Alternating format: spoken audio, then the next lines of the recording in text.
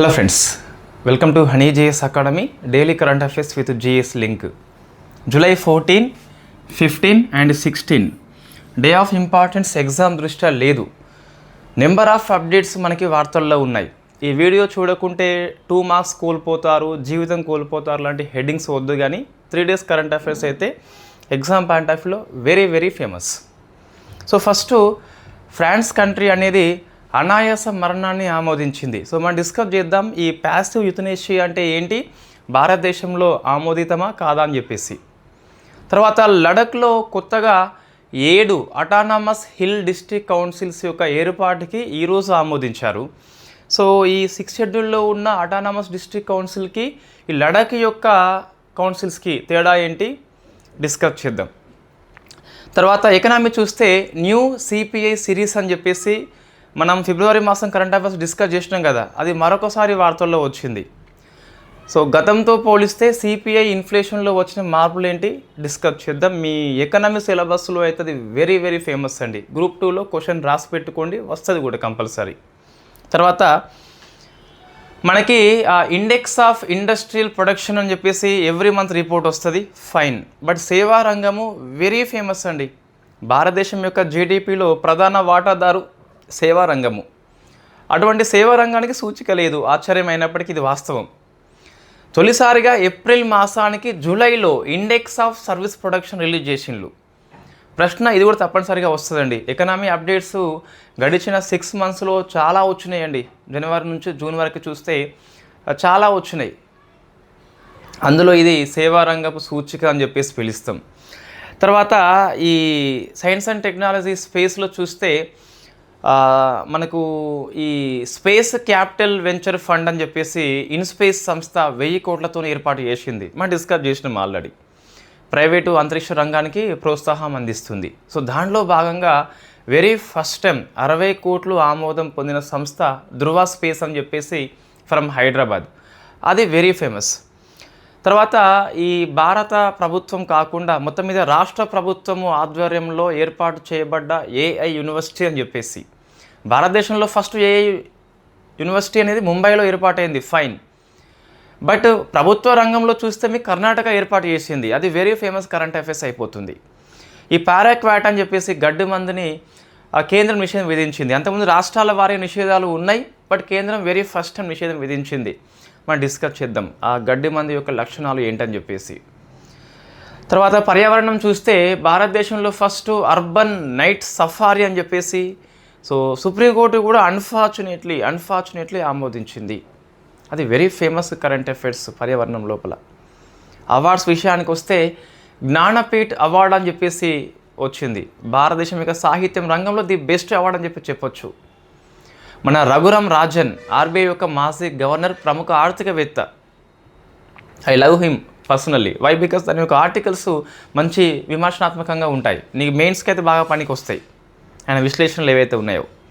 So ఆయనే ఈ America యొక్క ఫెడరల్ బ్యాంకు కొన్ని కమిటీలు ఏర్పాటు చేసిందండి తన పాలసీ విషయంలో. ఓ కమిటీకి మనోడే ఉన్నాడు చైర్పర్సన్గా, అది వెరీ ఫేమస్ కరెంట్ అఫైర్స్. ఒక 2 ప్రముఖులు మరణించారు, ఒక మహిళ రాజీనామా చేసింది. సో అవి మనం డిస్కస్ చేయబోతున్నాం 3 days కరెంట్ అఫైర్స్ విషయంలో. ఇంకా కొన్ని అంశాలు ఉంటే ఉండవచ్చుగాక. సో ఫస్ట్ లడఖ్ అండి, ఉండవచ్చుగాక అంటే నోట్స్లోనే ఉన్నాయి. సో మనం ఏం మిస్ చేయట్లేదండి. మీ గ్రూప్ 2 30 మార్కులకు కావచ్చు, మీ ఎస్ఐ 25 మార్క్స్ కావచ్చు, మీకు బేసిక్గా ఎటువంటి భయం లేకుండా ప్రిపేర్ కావచ్చు. సబ్జెక్ట్ని మనం ఎక్కువ ఫోకస్ చేస్తాం, మిగతాయి కూడా కవర్ చేస్తాం. అలాగే కొంతమంది సబ్జెక్ట్ని మాత్రమే చెప్తారని చెప్పేసి అనుకుంటారు. సబ్జెక్ట్ ఎక్కువ ఎందుకు చేస్తామంటే మీ సిలబస్లో ఒక భాగం అది. 2022 నుంచి మనం కరెంట్ అఫైర్స్ క్లాస్ చేస్తున్నాం కదా, ఒకసారి మంత్లీ ఎకనామీ అన్నీ దగ్గర పెట్టుకోండి, 1000కి పైగా ఎక్కువ పేజీలు అయ్యే ఉంటాయి. షూర్ కంపల్సరీ 1000కి పైగా ఎక్కువ అయి ఉంటాయండి, డౌట్ లేనే లేదు. సబ్జెక్ట్ అనేది ఎప్పుడూ అప్డేట్ అవుతూ ఉంటుంది ఎకనామీ అనేది. కాబట్టి సో సబ్జెక్ట్ అప్డేట్స్ మనం ఎక్కువ ఫోకస్ చేస్తాం. That is the best feature of the Honey GS academy. So first చూస్తే లడఖ్ మనకి వార్తల్లో వచ్చింది. మనం ఇంతకుముందు డిస్కస్ చేసినాం లడఖ్. ఒక ఆయన దీక్ష చేసిండు, అప్పుడు డిస్కస్ చేసినాం. తర్వాత ఈ 6th షెడ్యూల్ అని చెప్పేసి వాళ్ళు డిమాండ్ చేస్తున్నారు, అప్పుడు మనం డిస్కస్ చేసినాం దీన్నే. తర్వాత స్టేట్ హుడ్ హోదా ఇవ్వాలని చెప్పేసి ధర్నా చేసిండ్రు, అప్పుడు డిస్కస్ చేసినాం. సో ఇప్పుడు మళ్ళీ వచ్చిందండి. ఏమొచ్చింది అంటే లడఖ్లో ఇంతకుముందు వాస్తవంగా 2 అటానమస్ హిల్ డిస్ట్రిక్ట్ కౌన్సిల్స్ అని చెప్పేసి ఉండే. సో దీన్ని అంటే దీన్ని 2ని ఇంకొక 5 ఇంత లడఖ్ లేహు అని చెప్పేసి 2 ఉండే, ఇంకో 5 ఏర్పాటు చేసిండ్రు. మొత్తం ఏంటండి 2+5 అనేది మొత్తం 7 అయిపోతాయి. So hill autonomous district council అని చెప్పేసి ఒక 7 మనకి ఏర్పాటు చేయడం జరిగింది. సో ప్రభుత్వం ఏమంటుంది అంటే గవర్నమెంట్ ఆఫ్ ఇండియా ఇన్ఫ్యాక్టు ఇది ప్రజాస్వామ్య వికేంద్రీకరణ చేయడము, స్థానికులకే స్థానిక పరిపాలన అప్పగించడం అని చెప్పేసి గొప్పలు చెప్తుంది. లడఖ్ వాళ్ళు ఏమంటున్నారంటే అరే మేము అడిగింది ఇది అన్న కనీసం ఇవ్వండి, ఫస్ట్ అది స్టేట్ హుడ్ హోదా మాకు ఇవ్వండి, సరే లేదు ఇదన్న ఇవ్వండి అని చెప్పేసి అడిగారు. సో ఇప్పుడు వీళ్ళు ఏమంటున్నారు ప్రభుత్వం అంటే ఇది కూడా సేమ్ ఏడిఏలే కదా, ఇక్కడ ఏముంటుంది మీకు ఏడిఏలే ఉంటుంది కదా, 2 సేమ్ అని చెప్పేసి ప్రభుత్వం అంటుంది. సో ఇక్కడ మనం డిస్కస్ చేయాలి. షెడ్యూల్ నెంబర్ 6లో ఉన్న అటానమస్ డిస్ట్రిక్ట్ కౌన్సిల్ యొక్క అధికారాలు వేరే ఉంటాయండి. ఈవెన్ వాళ్ళకి జ్యుడిషియల్ పవర్స్ కూడా ఉంటాయి. బట్ ఇక్కడ చూస్తే అటువంటి పవర్స్ ఉండవండి. సో ఇక్కడ చూస్తే మీకు అటానమస్ డిస్ట్రిక్ట్ కౌన్సిల్స్, తర్వాత లడఖ్లో ఉన్న హిల్ అటానమస్ డిస్ట్రిక్ట్ కౌన్సిల్ అని చెప్పేసి ఉంది కదా. సో ఇక్కడ తేడా ఏంటని చెప్పేసి చూస్తే ఇది మీకు రాజ్యాంగంలోనే ఉన్నది, ఇది రాజ్యాంగబద్ధంగా ఏర్పాటు చేసినాం, ఇది చట్టబద్ధంగా ఏర్పాటు చేసినాం. సో చట్టబద్ధంగా అనగానే చట్టం గుర్తు తెచ్చుకోవాలి. ఏంటి అంటే Ladakh hills autonomous district council act 1997 చట్టము, కానీ రెట్రోస్పెక్టివ్ గత కాలానికి మనం వర్తింపజేసినాం 1995 నుంచే అమల్లోకి వచ్చింది. సో మీరు ఒకసారి ఆన్సర్ చేయండి మంచిగా. ఇటువంటిది ఒకటి పిఎం మోడీ గారు ఇన్ఫ్యాక్ట్ ఫిబ్రవరి మాసంలో స్టార్ట్ చేస్తే అది డిసెంబర్ నుంచి అమల్లోకి వస్తుంది. అటువంటి స్కీమ్ ఏమన్నా ఉందా, ఆ స్కీమ్ ఏంటి ఒకసారి మీరు డిస్కస్ చేయండి, కామెంట్ చేయండి కనీసం. రైట్. సో ఇప్పుడు ఏంటి రాజ్యాంగబద్ధంగా ఉంది కాబట్టి కొంచెం ఎక్కువ పవర్సే ఉంటుంది. మళ్ళీ దీనికి లెజిస్లేటివ్ పవర్ ఉంటాయి, ఎగ్జిక్యూటివ్ ఉంటుంది, జ్యుడిషియరీ కూడా ఉంటాయండి. ఇక్కడ జ్యుడిషియల్ పవర్స్ ఉంటాయి అంటే no, there is no any judicial powers అని చెప్పేసి పిలుస్తాం. సో తక్కువ పవర్సే ఉంటాయండి ఈ లడఖ్లో ఉన్న అటానమస్ డిస్ట్రిక్ట్ కౌన్సిల్స్కి దీంతో పోలిస్తే. సో జస్ట్ ఇక్కడ మీరు కూర్పు కూడా అధ్యయనం చేయాలి. లడఖ్లో ఉన్న ఈ హిల్స్ అటానమస్ డిస్ట్రిక్ట్ కౌన్సిల్స్ ఏవైతే ఉన్నాయో, సో ఇక్కడ 26 మంది ఉంటారండి సభ్యులు, 26 మంది ఉంటారు, 26. అందులో 22 మంది వచ్చేసి యూనివర్సల్ అడల్ట్ ఫ్రాంచైజ్ అని చెప్పేసి ఇంగ్లీష్లో పిలుస్తాం. సార్వత్రిక వయోజన ఓటు హక్కు ద్వారా మనం ఎన్నుకుంటాం, లడఖ్ వాళ్ళు ఎన్నుకుంటారు. మరొక 4 అక్కడి లెఫ్టినెంట్ గవర్నర్ ఏమన్నా ఉంటే వాళ్ళు సో నామినేట్ చేయడం జరుగుతుంది. మొత్తం ఎంత 22+4 26 అని చెప్పేసి పిలుస్తాం. దాంతోపాటు అక్కడ ఎవరన్నా ఎంపీ కావచ్చు, ఎమ్మెల్యే అయితే ఇప్పుడు అసెంబ్లీ లేదు, ఒకవేళ ఉంటే కనుక ఎమ్మెల్యే కూడా ఆ పరిధిలో ఉంటే ఆయనే సిట్టింగ్ ఎంపీ, సిట్టింగ్ ఎమ్మెల్యే అయితే కనుక సో పదవి రీత్యా సభ్యత్వం ఉంటుంది. కానీ వాళ్ళు ఓటు హక్కు కలిగి ఉంటారా అంటే కౌన్సిల్స్ లోపల ఓటు హక్కు ఉండదు, కానీ ప్రసంగించవచ్చు, చర్చలో హాజరు కావచ్చు.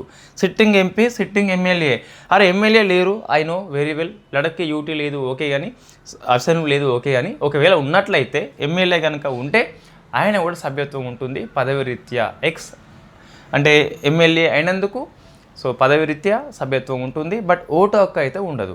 ఇక్కడ లేరు ఎమ్మెల్యే, మనకి అది అవసరం లేదు. రైట్. ఎగ్జామ్ దృష్ట్యా ఏం గుర్తుపెట్టుకోవాలంటే ఇవి ఏ రకమైన సంస్థలు అంటే చట్టబద్ధ సంస్థలు అని చెప్పేసి,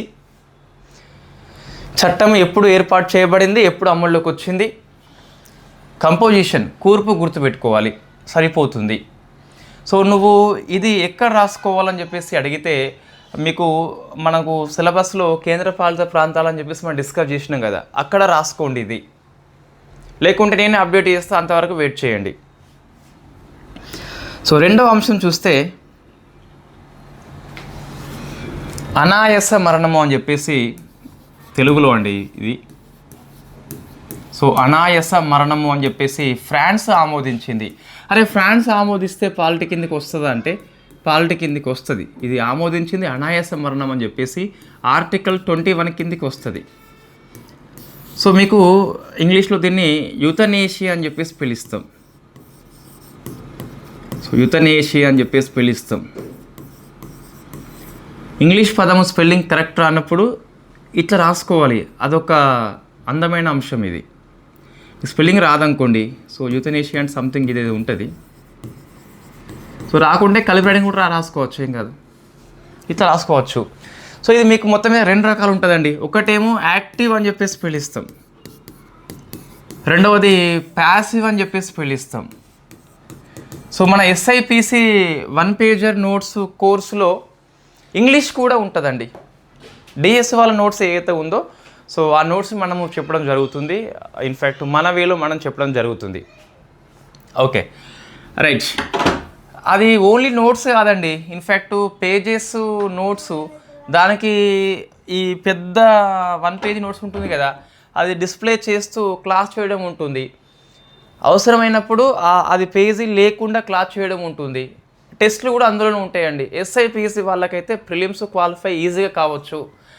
అంటే నాది గ్యారంటీ ఏంటి అంటే, మీరు క్వాలిఫై కావడానికి నాది గ్యారంటీ ఏముంటుంది, తొక్కల అట్లా ఉండదు. కానీ ఈ కంటెంట్ అయితే మీ పరీక్ష హాల్లో కనిపిస్తుంది, దానికి నాది గ్యారంటీ. ఓకే అండి. అంటే మొత్తం 100కి 100 అట్లా లేదు. సో మీరు ప్రిలిమ్స్ ఇన్ఫ్యాక్ట్ ఎంత అవసరమో అంతకంటే ఎక్కువే పనికి వస్తుంది. మెయిన్స్ కూడా పనికి వస్తుంది.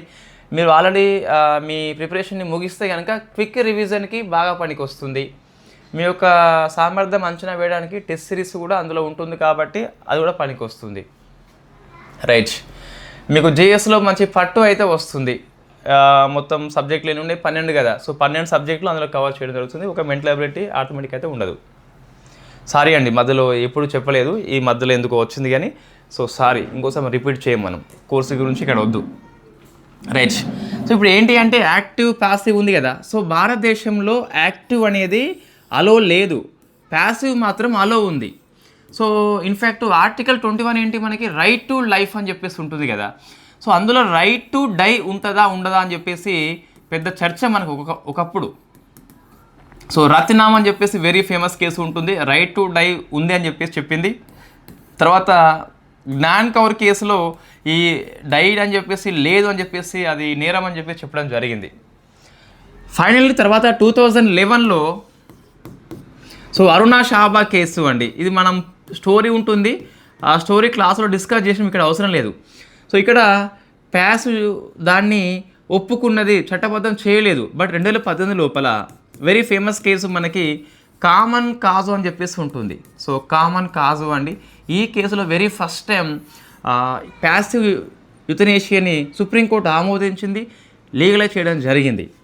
సో ఈ 2 కేసులు గుర్తుపెట్టుకోవాలి, ప్యాసివ్ని అలో చేసినాయి. సో మరి ఏంటి యాక్టివ్ ప్యాసివ్ అని చెప్పేసి, యాక్టివ్ వైస్ పాసివ్ వైస్ కాదండి ఇక్కడ. సో మీకు యాక్టివ్ అంటే సంథింగ్ ఎక్స్ట్రా డ్రగ్ ఇచ్చి చంపేయడము, ఇంజెక్షన్ ఇచ్చి చంపేయడము. అదే ప్యాసివ్ అంటే నువ్వు ఏ వైద్యం కారణంగా జీవించి ఉన్నావో ఆ వైద్యాన్ని ఆపివేయడము ప్యాసివ్ కిందికి వస్తుంది. అంటే జీవించడం నరకం అయినప్పుడు ఇది ఎంచుకోవచ్చు వాళ్ళు. మీకు ఈ బాబు సినిమాలు ఉంటాయండి, అన్ని సినిమాలు సేమ్ ఉంటాయి, అందుకే మనకు కన్ఫ్యూజ్ అవుతాం. మహర్షి అని చెప్పేసి, శ్రీమంతుడు అని చెప్పేసి, అతడు అని చెప్పేసి, ఆగడు అని చెప్పేసి, లేకుంటే పోడు అని చెప్పేసి, రాడు అని చెప్పేసి, ఇవి అన్నీ సేమ్ ఉంటాయి. ఇంకా సినిమా స్టోరీస్ సంథింగ్ యాక్టింగ్ కూడా. సో అయితే ఇప్పుడు ఆ సినిమాలో సంథింగ్ సినిమా మొత్తం మీద ఐడియా వస్తలేదు కానీ ప్రకాష్ రాజ్ ఉంటాడు. సో ఇతను ఒక వ్యక్తికి ఆ మాస్క్ తీయమని చెప్పేసి రాసున్న చిట్టి చదివి మాస్క్ తీసి పడిస్తాడు, ఆయన చనిపోతాడు. అది ప్యాసివ్ కిందికి వస్తుంది. అంటే ఏదైతే వైద్యం ఆక్సిజన్ మాస్క్ ఉందో దాని కారణంగా జీవించి ఉంటాడు, అది తీస్తే పోతాడు. దట్ ఈస్ కాల్డ్ ప్యాసివ్ అని చెప్పేసి పిలుస్తాం. ఎక్స్ట్రా డ్రగ్ ఇచ్చి, ఎక్స్ట్రా ఇంజక్షన్ ఇచ్చి చంపేస్తే యాక్టివ్ అని చెప్పేసి. ఇండియాలో యాక్టివ్ లేదండి, ఓన్లీ ప్యాసివ్ మాత్రం కనిపిస్తుంది. అరుణ షాబా కేసు కావచ్చు, కామన్ కాజు కేసు కావచ్చు, సుప్రీంకోర్టు ఆమోదించింది. సో ఇది మీకు భారతదేశంలో పర్స్పెక్టివ్లో మనం డిస్కస్ చేయడం జరిగింది. ఇన్ఫ్యాక్ట్ మీ నోట్స్లో ఉండి ఉంటుంది ఆర్టికల్ నెంబర్ 21 దగ్గర. So next article trial in absentia అని చెప్పేసి the beautiful government of India plan అండి ఇది. So trial in absentia Indian Express యొక్క కథనం అండి ఇది. అంటే ఒక ఖైదీ అనే వ్యక్తి ఆబ్సెంటియా గైర్హాజరు అయినప్పుడు కూడా విచారణ చేయవచ్చా? మనం కోర్టుకి వస్తే విచారణ చేస్తాం జనరల్ పాయింట్ ఆఫ్ వ్యూలో. ఆయన రాకపోయినా విచారణ చేయవచ్చా అని చెప్పేసి ఈ ఆర్టికల్ డిస్కస్ చేస్తుందండి. వాస్తవంగా ఏం జరిగింది అంటే అన్ఫార్చునేట్లీ మనకి పహల్గామ్ దాడి జరిగింది. పహల్గామ్ దాడి జరిగింది. చేయించింది లష్కర్ ఏ తోయిబా. లష్కర్ ఏ తోయిబా అని చెప్పేసి పిలుస్తాం. దీని చీఫ్ మనకి ఎవడు హఫీజ్ సయీద్. ఈయన మరొక సంస్థ ది రెసిస్టెన్స్ ఫ్రంట్ అని చెప్పేసి కూడా పిలుస్తాం. మొత్తం మీద వీడే కారణం అని చెప్పేసి మనకి ప్రూఫ్స్ దొరికినాయి. వీడిని ఇప్పుడు ఏం చేస్తున్నామంటే భారతదేశంలో ఉగ్రవాదంకు వ్యతిరేకంగా పనిచేసే సంస్థ పేరు నేషనల్ ఇన్వెస్టిగేషన్ ఏజెన్సీ అని చెప్పేసి, only institution for terrorist activities. ఏంటి? నేషనల్ ఇన్వెస్టిగేషన్ ఏజెన్సీ అని చెప్పేసి. దీనికి ఒక రాష్ట్రంలోకి వెళ్ళాలంటే జనరల్ కన్సెంట్ అవసరం లేదు. సిబిఐ అనేది వేరే రాష్ట్రంలోకి పోవాలంటే కన్సెంట్ అవసరం ఉంటుంది. బట్ దీనికి అవసరం లేదు. ఎక్కడైనా వెళ్తుంది, దర్యాప్తు చేస్తుంది, శిక్ష వేస్తుంది. వారెంట్ లేకుండా అరెస్ట్ చేయవచ్చు. అయితే ఎన్ఐఏ యొక్క అభ్యర్థన మేరకు జమ్మూ కాశ్మీర్లో ఉన్న స్పెషల్ ఎన్ఐఏ కోర్టు ఏదైతే ఉందో అది ఈ హఫీజ్ సయీద్ గాడికి నాన్ బెయిలబుల్ అరెస్ట్ వారెంట్ జారీ చేసింది. బ్యూటిఫుల్ థింగ్ అండి. ఎక్సలెంట్ దీన్ని ఏమంటాం ప్లానింగ్ ఇది. ఇట్లా ఎందుకు చేసిండ్రు అంటే మనకు భారతీయ న్యాయ సంహిత ఉంది కదా. సెక్షన్ నెంబర్ 356 ఉంది కదా. ఇక్కడ ఏముంటుంది అంటే కొన్ని కారణాల వల్ల ఆ ఖైదీ మనకి విచారణకి రాకపోయినా, అంటే కోర్టుకి హాజరు కాకపోయినా, గైర్హాజరు అయినప్పటికీ విచారణ చేయవచ్చు అని చెప్పేసి ఉంటుంది. దానికంటే ముందు ఫస్ట్ మనము ఏం చేయాలి అంటే అట్లా విచారణ చేయాలి అంటే అతన్ని పరారీలో ఉన్న నేరస్తుడుగా గుర్తించాలి. ఇట్లా గుర్తిస్తే అతన్ని కోర్టుకి రాకపోయినా ఆబ్సెంట్ అయిన ట్రయల్ విచారణ చేయవచ్చు. మరి ఎప్పుడు గుర్తిస్తాము అంటే ఫస్ట్ ఏంటంటే ఆయన చేసిన నేరము అనేది 10 ఏళ్ళ కంటే ఎక్కువ జైలు శిక్షణ పడాలి, లేకుంటే లైఫ్ అన్న పడాలి, లేకుంటే డెత్ అన్న కావాలి. ఇవి పడ్డప్పుడు మాత్రము దాంతోపాటు అతనికి వితిన్ 30 days లోపల 1 month లోపల 2 సార్లు అరెస్ట్ వారెంట్ జారీ చేయాలి. అయినా స్పందించకుంటే అప్పుడు నువ్వు ఇట్లా గుర్తించి ఆబ్సెంట్ అయినప్పటికీ విచారణ చేసి శిక్ష వేయవచ్చు అంటే ఎస్ వేయవచ్చు అండి. Beautiful plan, excellent government of India plan ఇది. 1 month లోపల ఒకసారి అయిపోయింది, ఇంకోసారి ఇస్తాడు. వాడు రాడు, ఎట్లయినా చేసి రాడు కాబట్టి మనం గుర్తిస్తాము, గుర్తించి ఆబ్సెంట్ అయినప్పుడు విచారణ చేస్తాము, శిక్ష తప్పనిసరిగా వేస్తాము. శిక్ష వేసినాక అంతర్జాతీయ నేరస్తుల అప్పగింత ఒప్పందం అని చెప్పేసి అది న్యూస్లో వస్తుంది. ఆ న్యూస్ ప్రకారం పాకిస్తాన్ ఇండియాకి అప్పగించాల్సిందే కంపల్సరీ. వీడు పాకిస్తాన్లో ఉండు ప్రజెంట్ అయితే. అప్పగించాల్సిందే. అప్పగించేలా దౌత్య నీతి ద్వారా, డిప్లొమాసీ ద్వారా భారతదేశ ప్రభుత్వం అనేది ఒత్తిడి తీసుకొస్తుంది. కాబట్టి కంపల్సరీ శిక్ష పడిపోతుంది. That is the best beautiful thing by the government of India. ఇది మీకు ఎగ్జామ్ పాయింట్ ఆఫ్ వ్యూలో కూడా ఇంపార్టెంట్. అది సెక్షన్ నెంబర్ 356 గుర్తుపెట్టుకోండి కంపల్సరీ. విచారణ చేయవచ్చు అండి, పాకిస్తాన్లో ఉన్నా లేకుంటే ఎక్కడ ఉన్నా విచారణ చేయవచ్చు. ఇవి మీకు పాలిటీ ఆర్టికల్స్ అండి. నెక్స్ట్ మనం డిస్కస్ చేద్దాం ఎకనామీ ఆర్టికల్స్. అందులో ఫస్ట్ది సిపిఐ, న్యూ సిపిఐ సిరీస్ అండి. మీకు ఇది ఎకనామీలో ఇన్ఫ్లేషన్ పాఠం లోపల మళ్ళీ నేనే చెప్తాను, ఇంకొంచెం డెప్త్గా వస్తుంది. ఇక్కడ మీరు సమ్ ఐడియా అయితే ఇస్తా కంపల్సరీ. ఏంటి అంటే ఎందుకు వార్తల్లో వచ్చింది, వాస్తవంగా ఇది మీరు జనవరి మాసంలో మంత్లీ మ్యాగజైన్లో ఎకనామిక్ సెక్షన్కి వెళ్ళండి, కనిపిస్తుంది కంపల్సరీ. ఫిబ్రవరికి వెళ్ళండి, కనిపిస్తుంది. మనకు చాలా ఆర్టికల్స్ మ్యాగజైన్లో మంత్ మారినప్పుడు రిపీట్ అవుతూ ఉంటాయి. ఎందుకంటే అవి ఎప్పుడు వార్తల్లో ఉంటాయి కాబట్టి. అయితే ఫస్ట్ రిపోర్ట్ మీకు ఇప్పుడు రాలేయండి, ఫిబ్రవరిలో వచ్చింది ఫస్ట్ రిపోర్ట్. వాస్తవంగా న్యూ సిపిఐ సిరీస్తోని అంతకుముందు 2012 ఉండే కదా బేస్ ఇయర్, 24కి మార్చిళ్ళు. దీంతో ఫస్ట్ది వచ్చిన రిపోర్టు ఫిబ్రవరిలో వచ్చింది రిపోర్ట్ మనకి. మళ్ళీ ఇప్పుడు ఎందుకు జూలై మాసం అని చెప్పేసి అడిగితే జూన్ మాసం యొక్క ఇన్ఫ్లేషన్ అనేది 4.8 సంథింగ్ ఎంత ఉన్నదండి. ఇది పెద్ద అక్యురేట్ ఫిగర్ ఏం అవసరం లేదు, 4.38 సారీ. అయితే తెలంగాణ చూస్తే మీకు ఇన్ఫ్యాక్ట్ 6.36 అండి. ఇది ఏంటి అంటే భారతదేశం లోపల ఇంత ద్రవ్యోల్బణము ఏ రాష్ట్రంలో నమోదు కాలేదు ఇటీవల చూస్తే మనకి. భారతదేశంలో ఇన్ఫ్లేషన్ ఎంత ఉండాలండి? 2026 నుంచి 31 వరకు చూస్తే గవర్నమెంట్ ఆఫ్ ఇండియా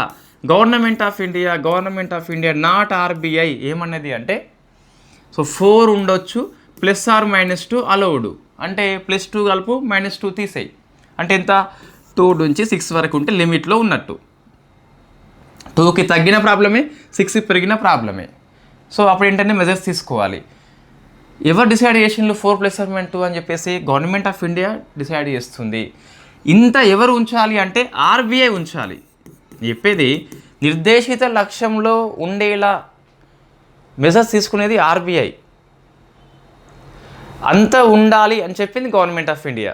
సో అది కన్ఫ్యూజ్ కావద్దు. చాలా పుస్తకాలు మీకు ఆర్బీఐ అని చెప్పేసి ఉంటే ఉండొచ్చు, అది కనిపించినంత వరకు దాన్ని రఫ్ చేయండి, వైట్నర్ పెట్టి పడేయండి. సో అది ఇప్పుడు 6కి దాటింది కాబట్టి కొంచెం ఇది గుర్తుపెట్టుకోవాలి. ఏపీ వాళ్ళకు కూడా అవసరమే. ఇంకా ఏపీ వాళ్ళు తక్కువ తినలేండి, ఏపీ వాళ్ళు కూడా 2nd ప్లేస్కి వెళ్ళిపోయినారు. అది 5 పాయింట్ సంథింగ్ ఎంతో ఉంది. మొత్తం మీద అలారం స్టార్ట్ అయింది వీళ్ళకి కూడా, సరే మనకు కూడా. ఓకే, తెలంగాణ ఒకటి అండ్ ఏపీ ఒకటి. First place Telangana, 2nd place AP కాబట్టి కొంచెం గుర్తుపెట్టుకోండి. ఏది జూన్ మాసానికి జూలై మాసంలో రిపోర్ట్ వస్తుంది, జూన్ మాసానికి జూలైలో రిపోర్ట్ వస్తుంది. రైట్, ఇప్పుడు మనమేం డిస్కస్ చేద్దామంటే సిపిఎస్ సిరీస్ గురించి డిస్కస్ చేద్దాం. అంటే అంతకుముందు చెప్పినాం కదా, మళ్ళీ ఎందుకు చెప్తున్నాం అని చెప్పేసి డౌట్ వస్తుంది కొంతమందికి.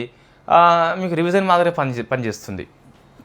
సో ఫస్ట్ సిపిఐ వచ్చేసి అంతకుముందు 2012 అని చెప్పేసి ఉండే, ఇప్పుడు ఏముందండి 24 అని చెప్పేసి మార్చిండ్లు. బేస్ ఇయర్ని మార్చిండ్లు, జీడిపికి మార్చిండ్లు, డబ్ల్యూపీఐకి మార్చిండ్లు, ఐఐపికి మార్చిండ్లు. సో అన్నిటికీ మార్చిండ్లు మనం డిస్కస్ చేసినాం time to time. Okay, so అంతకుముందు మీకు 299 ఐటమ్సే ఉండే, ఇప్పుడు 358 ఐటమ్స్ అయినాయి. అందులో 308 ఏమో గూడ్స్ అండి, గూడ్స్, 50 ఏమో సర్వీసెస్ అని చెప్పేసి పిలుస్తాం, సేవలు అని చెప్పేసి పిలుస్తాం. అంటే మార్పు అయితే వచ్చింది, విస్తరించిండ్లు. ఏవో కొన్ని యాడ్ అయినాయి, కొన్ని రిమూవ్ కూడా అయిపోయినాయి. సరే, మనకు పెద్ద అవసరం లేదు అది. తర్వాత చూస్తే అంతకుముందు మనకి 6 గ్రూపులే ఉండే, అంటే ఈ 299 ఐటమ్స్ మొత్తాన్ని 6 గ్రూపుల్లో పెట్టేసిండ్లు. ఐటమ్స్ పెరిగినాయి కాబట్టి ఇక్కడ 6 కాస్త 12 గ్రూపులుగా మారిపోయిందండి. సో 12 గ్రూపులు అని చెప్పేసి గుర్తుపెట్టుకోండి. వీలైతే మీరు ఏపీపీఎస్ గ్రూప్ 2 మెయిన్స్ అయితే, టీజీపీఎస్సీ గ్రూప్ 2 మెయిన్స్ అయితే, మెయిన్స్ ఏం లేదు, టీజీపీఎస్సీ గ్రూప్ 2 అయితే అప్పటికి మీకు ఇన్ఫ్లేషన్ పాఠం కనుక ఉన్నట్లయితే దాదాపు ఉంటుంది, మీరు కూడా కంపల్సరీ గుర్తుపెట్టుకోవాలి. ఓకేనా? సో మనం డిస్కస్ చేద్దాం 12 ఏంటని చెప్పేసి. అంతకంటే ముందు ఈ కొత్తగా యాడ్ అయినవి వచ్చేసి ఎగ్జామ్లో వెరీ వెరీ ఫేమస్ అండి. అంతకుముందు ఈ కామర్స్ అని చెప్పేసి దీన్ని లెక్కించలేదు, ఇప్పుడు లెక్కిస్తున్నారు. ఓటీటీ నుంచి వచ్చే ఇన్కమ్ లెక్కించలేదు, ఇప్పుడు లెక్కిస్తున్నారు. ఏ టెక్నాలజీని కూడా ఇప్పుడు లెక్కిస్తున్నారు. సో మనకు ఇన్ఫ్యాక్ట్ ఈ స్పోర్ట్స్ ఎక్విప్మెంట్ అని చెప్పేసి పిలుస్తాం, స్పోర్ట్స్ ఎక్విప్మెంటు ఇవి కూడా ఇందులో వచ్చినాయండి. ఇంతకుముందు లేవు ఇవన్నీ. సో కొత్తగా వచ్చినాయి కాబట్టి ఈ ఐటమ్స్ కొంచెం బైహార్ట్ చేయండి, గుర్తుపెట్టుకోండి కంపల్సరీ. ఇంకా ఈ హౌస్ రెంట్కి అర్బన్లో కౌంట్ చేసిండ్లు, ఇప్పుడు గ్రామీణ ప్రాంతాల్లో కూడా కౌంట్ చేస్తున్నారు. సో హౌస్ రెంట్ ఇండెక్స్ అని చెప్పేసి పిలుస్తాం. సో హౌస్ రెంట్ ఇండెక్స్ దేనికంటే ఇప్పుడు కౌంట్ చేసేది కొత్తగా. సో అర్బన్కి ఆల్రెడీ ఉంది లాస్ట్ డాటాలో, ఇప్పుడు వచ్చేసి రూరల్ని కూడా యాడ్ చేసిండ్లు, రూరల్ని కూడా మనకి యాడ్ చేసిండు. కాబట్టి ఈ కొత్త ఐటమ్స్ గుర్తుపెట్టుకోవాలి. మరి ఏం పోయినాయి అంటే కొన్ని వేరే కంపల్సరీ. ఈ డివిడి ప్లేయర్ అని చెప్పేసి, వీసీఆర్ అని చెప్పేసి, ఈ రేడియో అని చెప్పేసి, టేప్ రికార్డర్ అని చెప్పేసి అవన్నీ మనకి ఉన్నాయంటే ఇప్పుడు లేవని చెప్పాలి. మరి 12 గ్రూపుల పేర్లు అవసరమా అంటే కంపల్సరీ అవసరం అండి. ఒకసారి టీజీపీఎస్సీ పేపర్ ఓపెన్ చేయండి, ఏపీపీఎస్సీ పేపర్ ఓపెన్ చేయండి, అక్కడ వచ్చింది, ఇక్కడ ప్రశ్న వచ్చింది. ఈ 6 గ్రూపుల్ని డిసెండింగ్ ఆర్డర్లో వెయిటేజీ పరంగా అమర్చు అని చెప్పేసి ప్రశ్న వచ్చిందండి. 6కి వచ్చింది, 12కి రాదా అండి? వస్తుంది కంపల్సరీ. మరి ఎలా గుర్తుపెట్టుకోవాలి? సో ఫస్ట్ చూస్తే మనకి ఈ 6 రైట్, ఈ 12లో చూస్తే ఎక్కువ ఉన్నది ఫుడ్ అండ్ బేవరేజ్. ఎంత అంటే అంతకుముందు మనకి 45 పాయింట్ సంథింగ్ ఉండే కదా, 36 పాయింట్ సంథింగ్ ఉన్నది.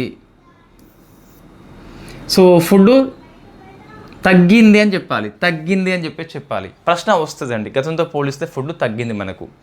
సో ఫుడ్ అయిపోయింది, సరిగ్గా సగం మనకి అంటే హౌసింగ్ వస్తుంది, ఇక్కడ హౌసింగ్ వస్తుంది. ఈ హౌసింగ్ లోపల ఇంతకుముందు అర్బన్ ఒకటే ఉండే, ఇప్పుడు రూరల్ కూడా యాడ్ అయింది మనకి. హౌసింగ్, గ్యాసు, వాటరు, ఎలక్ట్రిసిటీ అని చెప్పేసి, అదర్ ఫ్యూయల్స్ అని చెప్పేసి ఉంది కదా. ఇది సగం అంటే 16 కదా, 17 తీసుకోండి అండి, 17 తీసుకోండి. సో 17 తీసుకోండి. మళ్ళీ సగం దాంట్లో ఎంత వస్తుందండి, 8 వస్తుంది సంథింగ్ ఎంతో పాయింట్. అది ట్రాన్స్పోర్ట్ అని చెప్పేసి పిలుస్తాం. సో ట్రాన్స్పోర్ట్ అని చెప్పేసి పిలుస్తాం. ఇది 1, 2, ఇది 3. ట్రాన్స్పోర్ట్ 8 పాయింట్ సంథింగ్ ఎంతో ఉంది, మొత్తం మీద 7 అని చెప్పేస్తుంది. 17లో సగం 8.5 కదా, ఏం కాదు. సో నెక్స్ట్ 4 చూస్తే మీకు 4 సో క్లాతింగ్ అండ్ ఫుట్వేర్ అని చెప్పేసి ఇది 6 పాయింట్ సంథింగ్ ఉంటుందండి. మన చొక్కాకి 6 గుండీలే ఉంటాయి, మీరు కావాలంటే అబ్జర్వ్ చేయండి, 6 గుండీలే ఉంటాయి చొక్కాకి. తర్వాత ఇంకా మనకి హెల్త్ కూడా సేమ్ అండి, 6. సో ఆరోగ్యం బాగుంటే మీరు 6 కొడతారని చెప్పేసి అట్లా గుర్తుపెట్టుకోవచ్చు. తర్వాత నెక్స్ట్ 6 పర్సనల్ కేరు. నేనేమంటున్నా అంటే నువ్వు హెల్త్ అని చూస్తే 6 గుర్తుకు రావాలి. 6 అని చెప్పేసి చదువుకున్నావు, ఎగ్జామ్ హాల్లో గుర్తుంటుంది, ఏం చదువుకోలేదు మర్చిపోతావు. సో పర్సనల్ కేర్ కావచ్చు, లేకుంటే సోషల్ ప్రొటెక్షన్ కావచ్చు. ఇక్కడ మన విషయంలో పర్సనల్ కేర్ తీసుకునేది మన భార్య. సో మన భార్య అంటే 5తనం అని చెప్పేసి పిలుస్తాం అమ్మాయిలకి. సో 5 అని చెప్పేసి అట్లా గుర్తుపెట్టుకోవచ్చు. సో నీకేమైనా అయితే most affected person in fact wife, కాబట్టి పర్సనల్ కేర్ తీసుకోవాల్సింది కంపల్సరీ. తర్వాత చూస్తే ఇన్ఫ్యాక్ట్ 7, 8, 9 అండి, అవన్నీ కూడా 3 ఉంటాయి, అవన్నీ కూడా 3 ఉంటాయి మనకి. సో దానిలో ఏమొస్తుందంటే ఇన్ఫ్యాక్ట్ ఎడ్యుకేషన్ వస్తుందండి, తర్వాత రెస్టారెంట్ వస్తుంది, ఇంకోటి ఏమొస్తుందంటే information and communication. So information, communication, ఇది 8 అండి, సారీ ఇది 9, ఇది 10. సో ఇంకోటి 7 మిస్ అయింది కదా, అది ఇవన్నీ 3%. సో ఇంకొకటి వచ్చేసి మధ్యలో 4% ఏముంటుందంటే furnishing and house hold equipment, అంటే గృహ సామాగ్రి అని చెప్పేసి. సో హౌస్ హోల్డ్ ఎక్విప్మెంట్ ఇది 4 ఉంటుందండి. అంటే నువ్వు ఎప్పుడైనా 2 BHK చూస్తావు, అవునా కాదా? సో 2 బెడ్రూమ్స్, 1 హాలు, 1 కిచెన్కి. So 4 house hold equipment. 3 ఉంటే నువ్వు రెస్టారెంట్కి వెళ్తావు, చదువుకుంటావు, ఇన్ఫర్మేషన్ ఇస్తావు. 3 లేకుంటే క్లాసులు చెప్పాం మనము, ఎడ్యుకేషన్ ఉండదు, రెస్టారెంట్ కూడా ఉండదు, అట్లా చదువుకోవచ్చు. మొత్తం 10 అయిపోయినాయండి. ఇంకా 11 చూస్తే మన సినిమా హాల్కి పోతే ఒక యాడ్ వస్తుంది, 2 గాజులు అమ్ముకున్నా అని చెప్పేసి. ఎవడు తాగమన్నాడు, ఎవడు అమ్ముకోమన్నాడు. మొత్తం మీద టొబాకో, పాన్, గుట్కా అవన్నీ వస్తాయండి. ఆల్కహాల్ అవి రావు, కానీ టొబాకో, పాన్, గుట్కా అని చెప్పేసి వస్తాయి. 12th లాస్ట్ అండి, ఇంకా చివరిది స్పోర్ట్స్. పాఠశాలలో స్పోర్ట్స్ గురించి పట్టించుకోడు. కల్చరు ఇది అవసరం లేదు మనకి, మార్కులే అవసరం తొక్కల అని చెప్పేసి అంటారు. 1.5 అని చెప్పేసి లాస్ట్ మనకు అనండి. సో ఇలా మనం గుర్తుపెట్టుకోవచ్చు. మీరు ఒకసారి ఇట్లా కోర్సు అవసరం లేదనుకుంటే మీ ఇష్టం అండి. ఫస్ట్ అయితే ఫుడ్ అండి, అన్నము. లాస్ట్ స్పోర్ట్స్, కల్చర్ పాఠశాలలో 1.5. 3 ఉంటే ఎడ్యుకేషన్ బాగుంటుంది, రెస్టారెంట్కి వెళ్తావు, సమాచారం అందిస్తావు. 4 అంటే 2 BHK, అంటే మనకి హౌస్ హోల్డ్ గురించి మాట్లాడుతుంది. 5 అంటే పర్సనల్ కేరు, మనకి వైఫ్ అని చెప్పేసి. 6 అంటే హెల్త్, ఆరోగ్యం బాగుంటే 6 కొడతాము. క్లాత్ అంటే మనకి ఇన్ఫ్యాక్ట్ క్లాతింగ్కి, బట్టలకి గుండీలు 6 ఉంటాయి, మీరు అబ్జర్వ్ చేయండి. సో ట్రాన్స్పోర్ట్, ఇవి ఫస్ట్ 3 మీకు మైండ్లో ఉంటాయి ఈజీగా. సో 12 గుర్తుపెట్టుకోవచ్చు అండి. 12 నోటికి రావాలి అట్లా అవసరం లేదు. ఏదైనా చెప్పినప్పుడు సో ఫస్ట్ 3 ఆర్డర్లో అవసరం మనకి, ఎక్కువ నుంచి తక్కువ అని చెప్పేసి. లాస్ట్ ఒక 2-3 అవసరం ఉంటుంది. 1.5 ఒకటి ఉంది, 2 ఒకటి, 3 ఒకటి. తర్వాత ఒక ఐటెం ఇస్తే దానికి వెయిటేజ్ చెప్పగలగాలి. ఎగ్జామ్ పాయింట్ ఆఫ్ వ్యూలో మ్యాచింగ్ వస్తుందండి. ఏపీపీఎస్ వాళ్ళకు నేను చెప్తున్నా, ఇది రావాలని చెప్పేసి నేను మనస్ఫూర్తిగా ఇవాళ పొద్దున పోచమ్మకి గుర్రెను కూర్చున్నాం కదా, సో అప్పుడు మొక్కిన ఇది క్వశ్చన్ రావాలని చెప్పేసి. ఇట్లా రావాలి, ఎట్లా అంటే ఇటువైపు 12 ఉంటాయి కదా, 12 ఇవ్వాలి, ఇటువైపు అన్ని వెయిటేజ్ అని చెప్పేసి. అంటే 4 ఇస్తారు అనుకోండి ఇట్లా. సో వెయిటేజ్ మ్యాచింగ్ ఇవ్వాలి కంపల్సరీ. సో మీరు కోడ్ సహాయం తీసే గుర్తుపెట్టుకోవచ్చు అండి. రైట్. నెక్స్ట్ తర్వాత ఫస్ట్ మంత్లీ ఇది ఎకనామిక్ కిందకి వస్తుంది. సో ఫస్ట్ మంత్లీ కాబట్టి ఇంపార్టెంట్ అండి. ఏ మంత్ అని చెప్పేసి ప్రశ్న వస్తుంది ఫస్ట్ అయితే. So index of service production అని చెప్పేసి భారతదేశంలో జీడిపి యొక్క ప్రధాన వాటాదారు సేవల రంగం అని చెప్పేసి పిలుస్తాం. 50% కంటే ఎక్కువ ఉంటుంది. నేను యావరేజ్ చెప్పిన 55, 56 మొత్తం మీద. సో 50 కంటే ఎక్కువ ఉంటుంది మొత్తం మీద. అంతటి ఫేమస్ అయిన సర్వీస్ సెక్టార్కి నెలవారీ సూచిక ఉందా అంటే లేదని చెప్పాలి ఇన్ని రోజులు. సో ఇప్పుడు దీన్ని ఏప్రిల్ మాసానికి గాను, ఏప్రిల్ మంత్కి గాను జూలై మంత్లో రిలీజ్ అయింది. సో 60 days మనకి ల్యాగ్ ఉంటుందండి కంపల్సరీ. ఈసారి ఇప్పుడు వచ్చింది కదా, ఎవ్రీ మంత్ మాత్రం 29th రోజే వస్తుంది. ఒకవేళ ఆ రోజు కనుక హాలిడే ఉంటే ఏమవుతుంది? సో నెక్స్ట్ డే వస్తుంది. ఈ చిన్నపిల్లలు స్కూళ్ళల్లో ఏం చేస్తారంటే, నేను హోంవర్క్ ఇస్తాను కదా, రేపు చూస్తారా అంటే హోంవర్క్ అరే రేపు సండే అని చెప్పేసి అంటాడు. రేపు మీన్స్ నెక్స్ట్ వర్కింగ్ డే అని చెప్పేసి చదువుకోవాలి. Okay right. ఇప్పుడేంటి, ఒకసారి ఇది మీరు ఆన్సర్ చేయండి. మీరు ఎంతమంది టీచర్స్ ఉన్నారు ఒకసారి మీరు ఆన్సర్ చేసే ప్రయత్నం చేయండి. Okay right. ఇప్పుడు ఏంటి అంటే ఐఎస్పి అనేది ఎట్లా పనిచేస్తుందని చెప్పేసి దాన్ని రూపురేఖలు ఏంటి, ఏ కమిటీ బట్టి వచ్చిందని చెప్పేసి డిస్కస్ చేద్దాం మనం. ఎన్ని సేవలు కవర్ చేస్తుంది. అయితే ఫస్ట్ రిపోర్ట్ మాత్రము పైలట్ బేస్లు ఇచ్చిండ్లండి.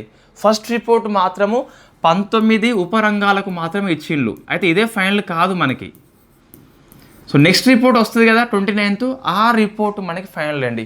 ఇది ఓన్లీ పైలట్ బేస్లో ఇచ్చిన రిపోర్ట్ మాత్రమే, ఫస్ట్ రిపోర్ట్ కాబట్టి. సో 19 ఉపరంగాలు అని చెప్పి 19 గుర్తుపెట్టుకోకండి, ఏవి లేవో గుర్తుపెట్టుకోండి.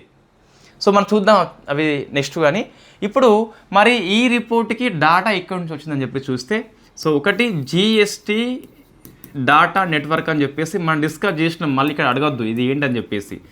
దీని ఆధారంగా వచ్చింది. దాంతోపాటు జిఎస్టీలో లేని అంశాలు కూడా ఉంటాయి కదా, ఆ అంశాలకి మాత్రము మినిస్ట్రీస్ యొక్క వెబ్సైట్లో ఇచ్చిన రిపోర్ట్ బట్టి డాటా వచ్చింది. ఇంకోటి వెరీ ఫేమస్ క్వశ్చన్ అండి, జిఎస్టీ యొక్క డాటాని వేరొక రిపోర్ట్ తీసుకోవడము వెరీ ఫస్ట్ టైమా అంటే అవునని చెప్పాలి. సో ఇది ఫస్ట్ టైం అండి మనకి, ఇది వెరీ ఫస్ట్ టైం. జిఎస్టీ డాటాని మరొక గణాంకాలకి యూజ్ చేయడం వెరీ ఫస్ట్ టైం కాబట్టి ఏ రిపోర్ట్ అని చెప్పేసి వస్తుంది, ఐఎస్పియా, ఐఐపియా, జీడిపియా, సిపిఐ, డబ్ల్యూపిఐ అని చెప్పేసి, పీపీఐ అని చెప్పేసి అవన్నీ ఉన్నాయి. సో అందులో వస్తుంది ఇది ఐఎస్పి అని చెప్పేసి పిలుస్తాం. సో 19 ఉపరంగాలు అని చెప్పేసి మైండ్లో పెట్టుకోండి. అవి మీరు చూస్తే తెలుస్తాయి. ట్రాన్స్పోర్ట్ ఉంటుంది, బ్యాంకింగ్ ఉంటుంది, ఇన్సూరెన్స్ అని చెప్పేసి ఉంటుంది, ఇంకా టెలికమ్యూనికేషను, హోటళ్ళు, రెస్టారెంటు, సైంటిఫిక్ టెక్నికల్ సర్వీసెస్ కావచ్చు, హెల్త్ అండ్ ఎడ్యుకేషన్ కావచ్చు, అవన్నీ సేవల కిందకి వస్తాయి కాబట్టి మీరు ఈజీగా గుర్తుపట్టవచ్చు. బట్ ఏవి చదువుకోవాలి, 19 చదువుకోవద్దు. ఏవి అంటే వేటిని ఎక్స్క్లూడ్ చేసినామో అవి చదువుకోండి, ఎగ్జామ్లో అవి వస్తాయి. సో వేటిని అని చెప్పేసి చూస్తే అంటే ఎక్స్క్లూడింగ్ చేయబడ్డ అంశాలండి. ఎక్స్క్లూడింగ్ అంటే ఏ సేవల్ని కవర్ చేయలేకపోయింది. ఒకటి హెల్త్ అండ్ ఎడ్యుకేషన్, అంటే ఏదైతే గవర్నమెంట్ ప్రొవైడ్ చేస్తుందో దాన్ని కవర్ చేయలేకపోయింది. సో హెల్త్ అండ్ ఎడ్యుకేషన్ అంటే గవర్నమెంట్ యొక్క సేవలు మాత్రమే, గవర్నమెంట్ హాస్పిటల్, గవర్నమెంట్ యొక్క సంస్థలు కావచ్చు అవి. తర్వాత మనకు రెండవది పబ్లిక్ అడ్మినిస్ట్రేషన్. సో ప్రభుత్వ సేవలు అని చెప్పేసి, పరిపాలన అని చెప్పేసి పబ్లిక్ అడ్మినిస్ట్రేషన్ని కవర్ చేయలేదండి. సో ఇది గుర్తుపెట్టుకోవాలి. తర్వాత డిఫెన్స్ని కవర్ చేయలేదు, డిఫెన్స్ని కూడా కవర్ చేయలేదు. ఇంకోటి తర్వాత ఈ ప్రైవేట్ హౌస్ హోల్డ్ యొక్క కన్జంప్షన్ ఖర్చు ఉంటుంది కదా, అది కూడా కవర్ చేయలేదు మనకి. సో ప్రైవేట్ హౌస్ హోల్డ్ యొక్క వినియోగాన్ని కవర్ చేయలేదు. తర్వాత ఇంకా చూస్తే పర్సనల్ సర్వీసెస్, సో మన సేవలు ఉంటాయి వ్యక్తిగతంగా, వాటి సేవలు కూడా కవర్ చేయలేదు. ఇంకా గ్యాంబ్లింగ్ కావచ్చు, లేకుంటే ఆన్లైన్ గేమ్ కావచ్చు, బెట్టింగ్ గేమ్స్ కావచ్చు, వాటిని కూడా కవర్ చేయలేకపోయిందండి. సో ఇవి మనకు కవర్ చేయలేదు. సో ఇంకోటి ఈ బ్యాంకింగ్, ఇన్సూరెన్స్ కాక మిగతా ఆర్థిక సేవలు ఉంటాయి కదా, సో వాటిని కూడా కవర్ చేయలేదు. ఎస్, బ్యాంకింగ్, ఇన్సూరెన్స్ కవర్ అయింది. ఇవి రెండు కాకుండా మరికొన్ని సేవలు ఉంటాయి, ఆర్థిక సేవలు, ఈ బ్రోకరిజం కావచ్చు, అటువంటి మనకి కవర్ చేయలేకపోయింది. సో ఇప్పుడు ఏవి గుర్తుపెట్టుకోవాలి, 19 కాదండి, ఈ 19 ఇప్పుడే ఉన్నాయి కానీ ఇది ఫైనల్ కాదు మనకు. సో ఇవి మాత్రము ఇప్పట్లో అయితే రావండి. సో ఇవి గుర్తుపెట్టుకోవాలి. 19, 30 కావచ్చు మళ్ళీ నెక్స్ట్ మంత్ది, ఇది ఓన్లీ పైలట్ బేస్లో ఇచ్చిన రిపోర్టు. నేను చదివిన మంచిగా పిఐబి న్యూస్లో గట్టిగా చదివిన దీన్ని. సో ఎక్కువ డాక్యుమెంట్స్ మీకు క్లాసు లేట్ అయింది ఇలా వాస్తవంగా. నేను ఎస్ఎన్టీ క్లాస్ చేయాల్సి ఉండే ఏపీపీఎస్సీ వాళ్ళకి, అటు టీజీపీఎస్ వాళ్ళకి కూడా సిలబస్లో ఉంటుంది, వాళ్ళకు కూడా చేయాల్సి ఉండే మనకి వాస్తవంగా. సో బట్ నాది ఏంటంటే కంటెంట్ మొత్తం పర్ఫెక్ట్ అయితేనే మనం ఇస్తామండి. ఇది చూడండి ఒకసారి, మీకు రిపోర్ట్ పెట్టిన కదా మనకు ఎకనామీలో, ఇది ఒక 17 పేజీలు ఉన్నది. ఆ సిపిఐ ఇది కొత్తది పాతది చూస్తే అదొక 20 పేజీల దాకా ఉన్నది. ఇంకోటి మనకు నెక్స్ట్ క్లాస్లో అంటే ఇదే క్లాస్లో ఒక 3 నిమిషాలు అయినాక వస్తుంది, ఇది సివిల్ సిస్టమ్ అని చెప్పేసి సిఆర్ఎస్ అని చెప్పేసి మన డెమోగ్రఫీ పాఠం లోపల వస్తుంది కదా. సో అదొక 117 పేజెస్ ఉన్నది. సో ఇవి చదివేసరికి టైం మొత్తం అయిపోయిందండి. ఈ చదవకుండా కూడా పేపర్లో వచ్చిన న్యూస్ చూసి క్లాస్ చేయవచ్చు, కానీ సాటిస్ఫాక్షన్ ఉండదు మనకు. న్యాయం చేయగలిగితేనే బోర్డు దాకా వస్తాం మనం కంపల్సరీ. రైట్, ఒక మొత్తం మీద ఈ రిపోర్ట్ బాగా చదువుకోండి, ఎగ్జామ్లో వస్తుందండి. సో ఇంకోటి మనం అసలు క్వశ్చన్ మర్చిపోతున్నామండి. అసలు వాస్తవంగా ఐఎస్పి యొక్క ఏర్పాటు అనేది ఏ కమిటీ చెప్పిందని చెప్పి ప్రశ్న వస్తుందండి. అది దేబ్ జానీ ఘోష్ అని చెప్పేసి గుర్తుపెట్టుకోండి. So Debjani Ghosh committee అని చెప్పేసి, సో ఈ కమిటీ యొక్క సిఫార్సు మేరకే ఇది అమలు చేస్తున్నాం మనము. రైట్, నెక్స్ట్ ఎకనామీలో సివిల్ రిజిస్ట్రేషన్ సిస్టమ్, ఇది 117 పేజెస్ ఉందండి. బట్ అందులో ఏమి లేదండి. సిస్టమ్ 2024 అని చెప్పేసి, సో వెరీ వెరీ ఫేమస్ మనకి register general of India, ministry of home affairs కింద పనిచేస్తారు కదా, వాళ్ళు ఇస్తారు. ఇది ఎవ్రీ ఇయర్ ఇస్తారు మనకి, ఈ జననం మరణం మీద రిపోర్ట్ ఇస్తారండి. 24 రిపోర్ట్ ఇది. సో బర్త్ 99.1% నమోదైనాయి, డెత్ 99.4% నమోదైనాయి. సో ఇది మీకు హయ్యెస్ట్ ఎవరండి, సుమారుగా 100 యూనివర్సల్ కవరేజ్ దగ్గర ఉన్నామంటే అవునని చెప్పాలి. సో ఇంతటి విజయానికి కారణం ఏంటి? అంతకుముందు మీకు ఇంత రాకపోయేది, 80-85 ఎంతో వచ్చేది మొత్తం మీద. సో ఆల్మోస్ట్ 100 యూనివర్సల్ కవరేజ్ అయిందా అంటే దాదాపుగా అయింది. ఏదో కొంత లోటుపాట్లు ఉండవచ్చు కానీ అక్కడక్కడ. సో మొత్తం మీద దాదాపుగా అన్నీ నమోదైనాయి. కారణం ఏంటండి? ఒకసారి మీరు బ్యాక్ వెళ్ళండి మళ్ళీ. 1 అక్టోబర్ 23న ఒక చట్టం మనకి అమల్లోకి వచ్చింది. అదే సో ఇది మనకి బర్త్ అండ్ డెత్ యాక్ట్ 1969 అని చెప్పేసి 2023లో అమెండ్మెంట్ చేసుకొని ప్రతి జననము ప్రతి మరణము అనేది కంపల్సరీ అక్టోబర్ 1 నుంచి ఆన్లైన్లో నమోదు చేయాలి, 21 డేస్లో నమోదు చేయాలి కంపల్సరీ. దీని కారణంగానే మనకి ఈ రిజల్ట్ మనకి 24 ఇయర్లో కనిపిస్తుంది. ఈ 24 ఇయర్స్ అండి మనకు ఆల్మోస్ట్ నమోదైనాయి అంటే అవునని చెప్పాలి. నీకు ఇది గణాంకాలు చదివినవు, పేపర్లో వచ్చింది ఫైన్, హిందీలో వచ్చింది, తెలుగులో అవసరం లేని మొత్తం నింపిండు గణాంకాలు కానీ. సో ఇది వచ్చింది ఫైన్. కారణం ఏంటి అంటే 23 అక్టోబర్ 1న ఏమైంది అంటే the registration of birth and death act అని చెప్పి 1969 అని చెప్పేసి 23న మనము 23rd ఇయర్లో అమెండ్మెంట్ చేసుకొని ప్రతి జననం మరణం నమోదు చేయాలి ఆన్లైన్లో 21 డేస్లోగా అని చెప్పేసి తెచ్చుకున్నాం కాబట్టి ఇంత రికార్డు సాధ్యమైంది మనకు. ఓకే, సో ఇంకా చూస్తే 18 రాష్ట్రాలు లేదా యూటీసీ కావచ్చండి. ఇది గుర్తుపెట్టుకోవాలి, ప్రశ్న వస్తుంది ఇట్లనే. 100% బర్త్ రేట్ని నమోదు చేసినాయి, అంటే పుట్టిన వాళ్ళందరినీ నమోదు చేసిండ్రు. ఒక 21 స్టేట్స్ అండ్ యూటీసీ ఏదైతే ఉందో సో అది 100% డెత్ రేట్ నమోదు చేసిండ్రు. ఒకసారి మీరు ఇది చూస్తే గుర్తుకు రావాలి, తప్పదండి. మీకు సొసైటీ పాఠం లోపల వస్తుంది, మనం కరెంట్ అఫైర్స్ చాలా డిస్కస్ చేసినాం కూడా. ఏమంటే మొత్తం మీద ఒక గిరిజన అంశానికి 18 స్టేట్స్ అండ్ యూటీ అని చెప్పేసి వస్తుందండి. ఇక్కడ మీరు ఆన్సర్ చేయండి. గిరిజన అంశానికి 18 స్టేట్స్ అండ్ యూటీ అని చెప్పేసి వస్తుంది. ఇట్లా వచ్చినప్పుడు మనం కంపల్సరీ గుర్తుపెట్టుకోవాలండి. ఇప్పుడు జిఐ ట్యాగ్ ఎక్కువ అని చెప్పేసి UP Tamil Nadu, Ramsar sites Tamil Nadu UP, ఉల్టా ఇవి రెండు చూసినప్పుడు అది గుర్తు రావాలి కంపల్సరీ. అప్పుడు అదేనే చేసినట్టు. పైన కాదు, సంపూర్ణంగా ఒక పుస్తకాన్ని ఎక్కువసార్లు చదువు, రివిజన్ చేయి ఎక్కువసార్లు. బోరు కొట్టినా మంచిదే, విన్న క్లాసు మళ్ళీ వినకు, ఒకసారి విను, 10 సార్లు చదువు. అంటే ఒకసారి చదివితే అర్థమైంది నీకు, వింటే అర్థమైంది కదా, మళ్ళీ చూడకు, ఇంకా దాన్ని చదువు, నోట్స్ని బాగా అర్థం కాదనుకో అప్పుడు విను మళ్ళీ. ఓకే, ఒకటే క్లాస్ని ఒకటే కరెంట్ అఫైర్స్ని ఇక్కడ చూస్తావు అక్కడ ఏం ఇంత టైం ఎక్కడదండి మనకు. సో అది తప్పు. హనీ జీఎస్ అకాడమీని ఫాలో కాకపోయినా పర్లేదు. I sincerely request to all aspirants, current అఫైర్స్కి one source is enough, one source is enough, one source is enough.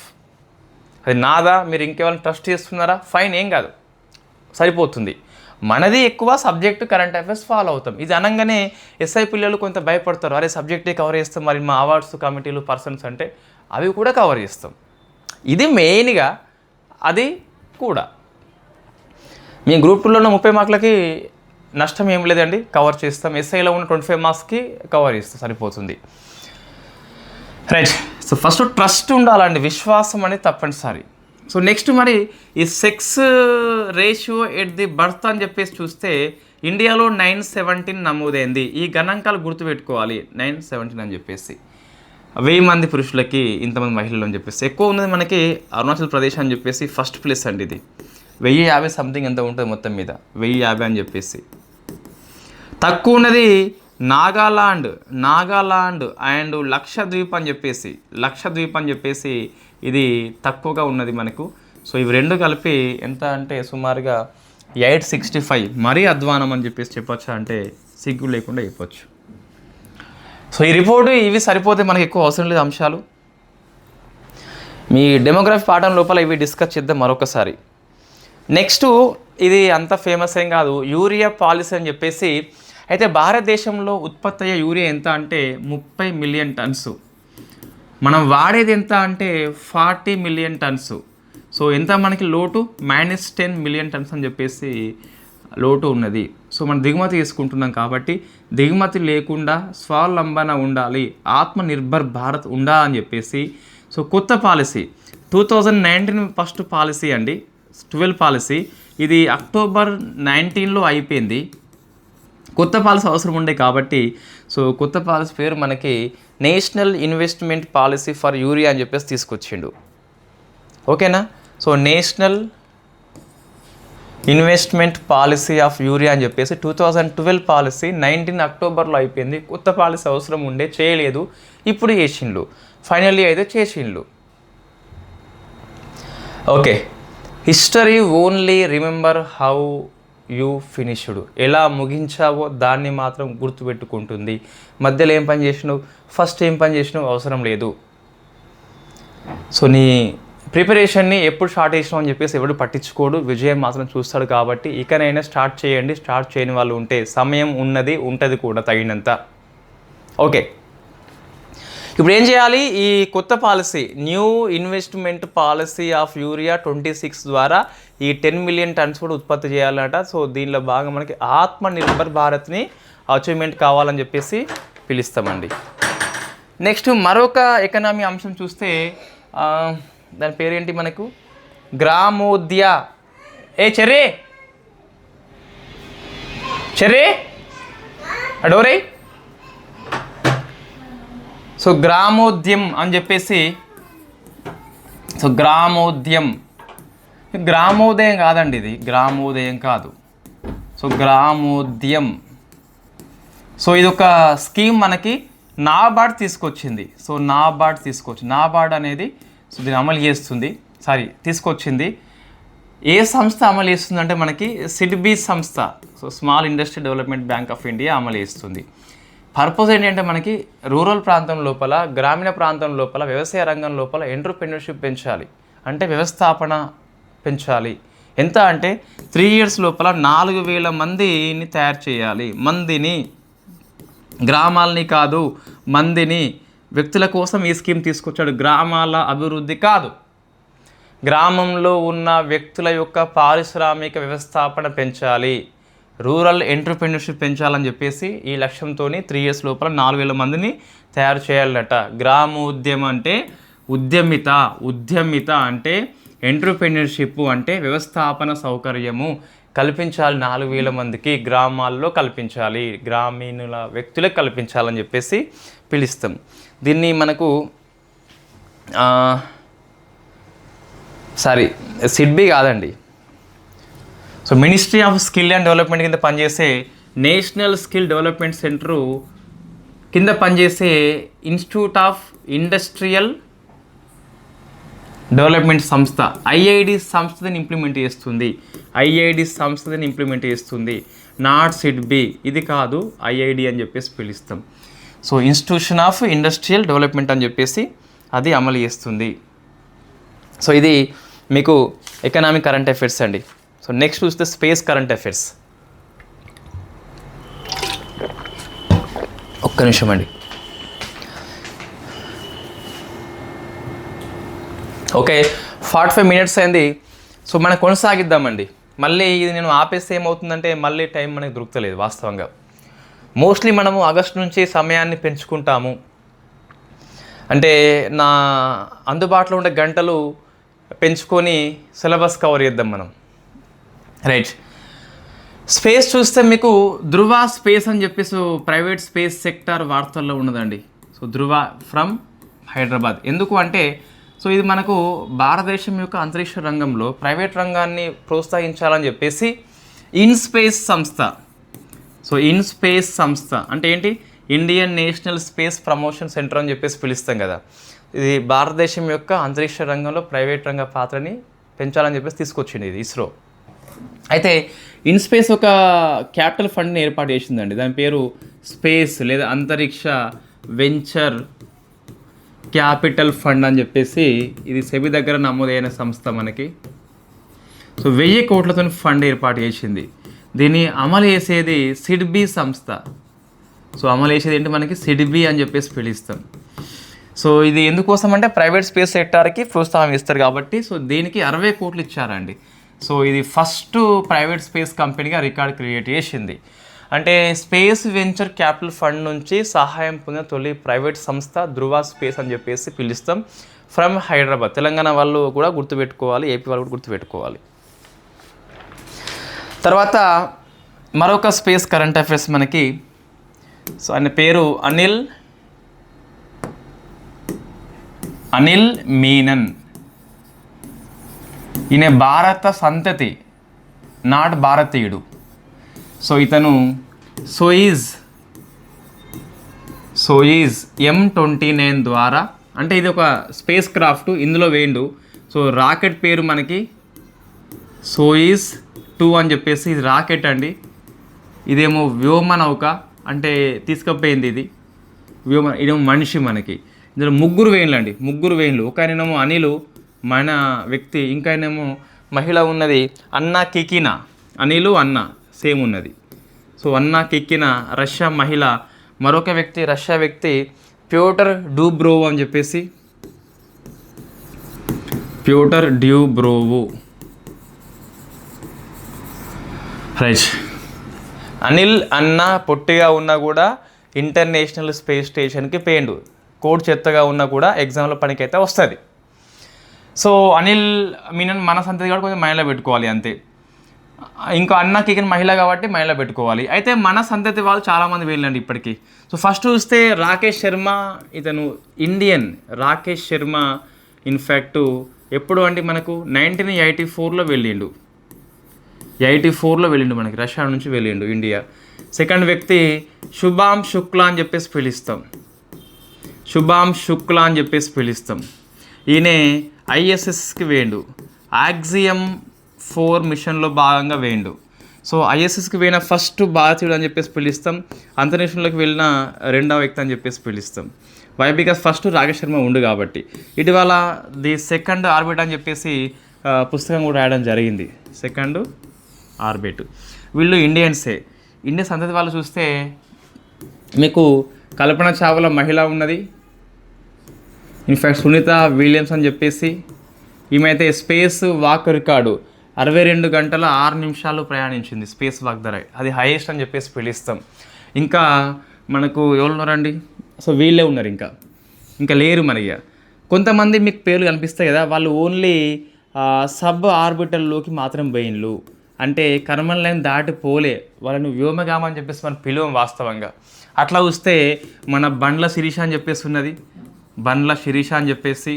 Next Gopichand తోటకూర అని చెప్పేసి ఉన్నాడు. ఈయన ఫస్ట్ సివిలియన్ స్పేస్ టూరిస్ట్ అని చెప్పేసి పిలుస్తాం. ఇంకా చూస్తే తుషార్ మెహతా అని చెప్పేసి ఉన్నాడు. 26 ఇయర్లో వెళ్ళింది ఇతను కూడా. తుషార్ మెహతా అని చెప్పేసి పిలుస్తాం. వీళ్ళంతా ఇండియన్స్, వీళ్ళంతా కూడా సంతతి. సో సంతతి వీళ్ళు ఇండియన్స్, వీళ్ళు అంతరిక్షంలోకి వేయిండ్లు, వ్యోమగాములు. వీళ్ళు వ్యోమగాములే, వీళ్ళు కాదు, వీళ్ళు స్పేస్ టూరిస్ట్ మాత్రమే వీళ్ళంతా కూడా. సో ఇప్పుడు ఈయన కూడా పోవడం జరిగింది ఇక్కడికి, స్పేస్లోనికి. ఇది స్పేస్లో ఉన్న అంశాలు మీకు current affairs. Next science and technology అని చెప్పేసి ఈ మనకి world fastest super computer China company line shine అని చెప్పేసి పిలుస్తామండి. అది జూలై 11th మనము వాస్తవంగా జూలై 9th to 13th వరకు మనము 6 ఆర్టికల్స్ డిస్కస్ చేసినాం కదా. మరికొన్ని ఆర్టికల్స్ మనం క్లాస్ చేయాల్సిన అవసరం ఉంది, నోట్స్లో ఉన్నాయి, బట్ క్లాస్ చేయాలి మనం. మీకు జూలై మొత్తం 16 వరకు నోట్స్ అప్లోడ్ చేస్తా యూట్యూబ్ యాప్ లోపల. నెక్స్ట్ ఫస్ట్ గవర్నమెంట్ ఆధ్వర్యం లోపల ఏఐ యూనివర్సిటీ అని చెప్పేసి పిలుస్తాం. It is the first university అని చెప్పేసి. సో కర్ణాటక ఏర్పాటు చేస్తుందండి. డౌట్ వస్తుంది. So first AI university Mumbai అని చెప్పేసి ఇంతకుముందు చెప్పినాం కానీ అది ప్రైవేట్ రంగం లోపల ఫస్ట్ది అండి. సో మీకు క్వాంటమ్ ఏఐ టెక్నాలజీ అంటే అమరావతి వస్తుంది, మళ్ళీ అది ఏపీ లోపల. గవర్నమెంట్ ఆధ్వర్యంలో అంటే కర్ణాటక వస్తుంది, ప్రైవేట్ ఆధ్వర్యంలో అంటే ముంబై అని చెప్పేసి వస్తుంది. సో ఒకటే ఏఐ యూనివర్సిటీ, కానీ క్వాంటమ్ ఉంటే వేరు, గవర్నమెంట్ అంటే వేరు, ప్రైవేట్ అంటే వేరు మనకి. సెకండ్ది సో పారాక్వాట్ మందు అండి. సో పారాక్వాట్ గడ్డి మందు. అన్ఫార్చునేట్లీ ఇది ఎవరైతే తీసుకుంటారో దానికి విరుగుడు లేదండి. సో వాళ్ళు తప్పనిసరిగా మరణిస్తారు గ్యారంటీ. సో అది మీకు పారాక్వాట్ అని చెప్పేసి గవర్నమెంట్ ఆఫ్ ఇండియా నిషేధం విధించిందండి. చాలా లేట్గా చేసింది, చాలామంది ప్రాణాలు కోల్పోయిండ్లు. మొన్న మా రిలేటివ్ కజిన్ అవుతాడు, ఆయన కూడా అన్ఫార్చునేట్ తీసుకోవడం జరిగింది, మరణించాడు కూడా. రైట్. సో పారాక్వాట్ అనేది మనకు ఇన్ఫ్యాక్ట్ ఈ క్రిమి కీటకాల చట్టము అని చెప్పేసి 1968 ప్రకారము గవర్నమెంట్ ఆఫ్ ఇండియా బ్యాన్ చేయడం జరిగింది. వాస్తవంగా ఇది మొక్క యొక్క ఏ భాగం మీద కొట్టినా మొక్క మొత్తం చచ్చిపోతుంది. కాబట్టి దీన్ని ఏమంటాం అంటే మనము నాన్ సెలెక్టివ్ కాంటాక్ట్ అని చెప్పేసి పిలుస్తాం. ఇంగ్లీష్లో ఏమంటాం? Non selective contact herbicide. అంటే కాంటాక్ట్ అవసరం లేదు ఇంకా అది. సో మనకి మొక్క యొక్క ఏ భాగం మీద కొట్టినా మొక్క మొత్తం చచ్చిపోతుందండి. ఇది డాక్టర్ చెప్పిండు. నేను అప్పుడు పోయినప్పుడు, హాస్పిటల్కి పోయినప్పుడు, మా కజిన్ కోసం పోయినప్పుడు, డాక్టరు ది బెస్ట్ డాక్టర్స్ ఒక 10 మంది నీ చుట్టుపక్కల ఉండి ఒక 2 ml తాగితే కనుక నువ్వు ఉంటావని చెప్పేసి వాడు ఎవడు గ్యారంటీ ఇవ్వలేడు. అంతటి పవర్ఫుల్ మందు పారాక్వాట్. సో విరుగుడు లేదు దీనికి, మందు అంటూ లేదండి. ఈ బతకడం హైలీ ఇంపాసిబుల్. లంగ్స్, కిడ్నీస్ అనేది వితిన్ 1 hourలో 100% ఫెయిల్ అవుతాయి. ఇది మీకు పారాక్వాట్. అయితే మనకి ప్రశ్న ఎలా వస్తుందంటే, ఇన్ఫ్యాక్ట్ ఫస్ట్ రాష్ట్రము కేరళ అని చెప్పేసి మైండ్లో పెట్టుకోండి. ఫస్ట్ రాష్ట్రం కేరళ అని చెప్పేసి. ఇంతకుముందే ఇన్ఫ్యాక్ట్ ఎప్పుడు అండి, ఏ ఇయర్ అండి కేరళ? 2011లోనే మీకు బ్యాన్ చేసిందండి కేరళ. ఇప్పుడు గవర్నమెంట్ ఇప్పుడు బ్యాన్ చేసింది సగం మంది వచ్చిన తర్వాత. సో సెకండ్ వచ్చేసి ఒడిషా అండి. అండ్ థర్డ్ మన తెలంగాణ. ఏపీ కూడా మొన్న చేయవచ్చు బహుశా, మేబీ చేసింది ఏపీ కూడా. సో ఫస్ట్ కేరళ అని చెప్పేసి మైండ్లో పెట్టుకోండి. తెలంగాణ కూడా అవసరం కంపల్సరీ. ఇది మనకి వార్తల్లో ఉన్న ఎస్ఎన్టీ. నెక్స్ట్ పర్యావరణ అంశాలండి. ప్రధానమంత్రి సూర్యఘర్ ముఫ్తీ బిజిలీ యోజన ఉంది కదా. సో దీనికి వరల్డ్ బ్యాంక్ అనేది $890 మిలియన్ అనేది రుణం ఇచ్చిందండి అని పేపర్లో వచ్చింది. ఫైన్ కానీ మొత్తం రుణం అయితే కాదు, వరల్డ్ బ్యాంక్ ఇచ్చింది. కానీ అందులో సో ఐబిఆర్డి చూస్తే మనకు అదే వరల్డ్ బ్యాంక్ అనేది 820 ఇచ్చింది. అయితే సెకండ్ మనకి క్లీన్ టెక్నాలజీ ఫండ్ కింద, సో క్లీన్ టెక్నాలజీ ఫండ్ కింద ఒక 60 ఇచ్చినట్టున్నారు మనకి. 60 సో 60 ఇచ్చారు. దీనికి ఒక రాయితీ అనేది ఉంటుందండి, రాయితీ కంపల్సరీ ఉంటుంది. తర్వాత మనకు ఇంకొక 10 అనేది లివేబుల్ ప్లానెట్ ఫండ్. సో లివేబుల్ ప్లానెట్, ఇవన్నీ వాతావరణ అనుకూల కార్యక్రమాలకు వరల్డ్ బ్యాంక్ యొక్క సహాయం అండి. సో ప్లానెట్ ఫండ్ కింద ఒక 10 అనేది గ్రాంట్గా ఇచ్చిందండి. సో గ్రాంట్గా ఇచ్చిండ్లు. ఇది గ్రాంట్, ఇది విరాళము, ఇది రాయితీ, సమ్ మనకు డిస్కౌంట్ ఉంటుంది. ఇది రుణం కంప్లీట్గా మనకు. సో 890 లోపల 820 ఉంది, 60 ఉంది, 10 ఉందండి. సో ఇప్పుడు చూస్తే ప్రధానమంత్రి సూర్యఘర్ స్కీమ్ ఎప్పుడు స్టార్ట్ అయిందండి మనకు? ఇప్పుడు అది 24 స్టార్ట్ అయింది. సుమారుగా 1 crore కుటుంబాలకి రూఫ్ టాప్ సౌకర్యం కల్పించాలి. మంత్లీ 300 యూనిట్స్ అనేది ఉచితంగా అందిస్తారు. కరెంట్ ఎక్కువ ఉత్పత్తి అయితే నువ్వు కూడా అమ్ముకోవచ్చు. అర్హత ఏంటని చెప్పేసి ప్రశ్న వస్తుంది స్కీమ్కి. ఫస్ట్ నువ్వు ఇండియన్స్ అయి ఉండాలి. ఒకటి, నీ రూఫ్ అనేది సోలార్ ప్యానల్ యొక్క ఏర్పాటుకి అనుకూలంగా ఉండాలి. అనుకూలంగా ఉంటేనే అది సాధ్యమవుతుంది, ఇన్స్టాల్ చేస్తారు, లేకుంటే చేయరు. మూడవది, నీకు కరెంటు కనెక్షన్ ఇచ్చి ఉండాలి ముందే. అది లేకున్నా మళ్ళీ పని ఇస్తారంటే చేయదు. మళ్ళీ ఇతర సోలార్ స్కీమ్స్ అనేది సబ్సిడీ లాంటి పొంది ఉండకూడదు. అట్లా ఉంటే నువ్వు ఎలిజిబుల్ అవుతావు, లేకుంటే కావని చెప్పేసి పిలుస్తాం. ఎంత వస్తుందంటే 1 kW నుంచి 2 kW ఉంటే నీకు 30,000 వరకు వస్తుందండి. 2 kW నుంచి 3 kW ఉంటే నీకు 30,000 నుంచి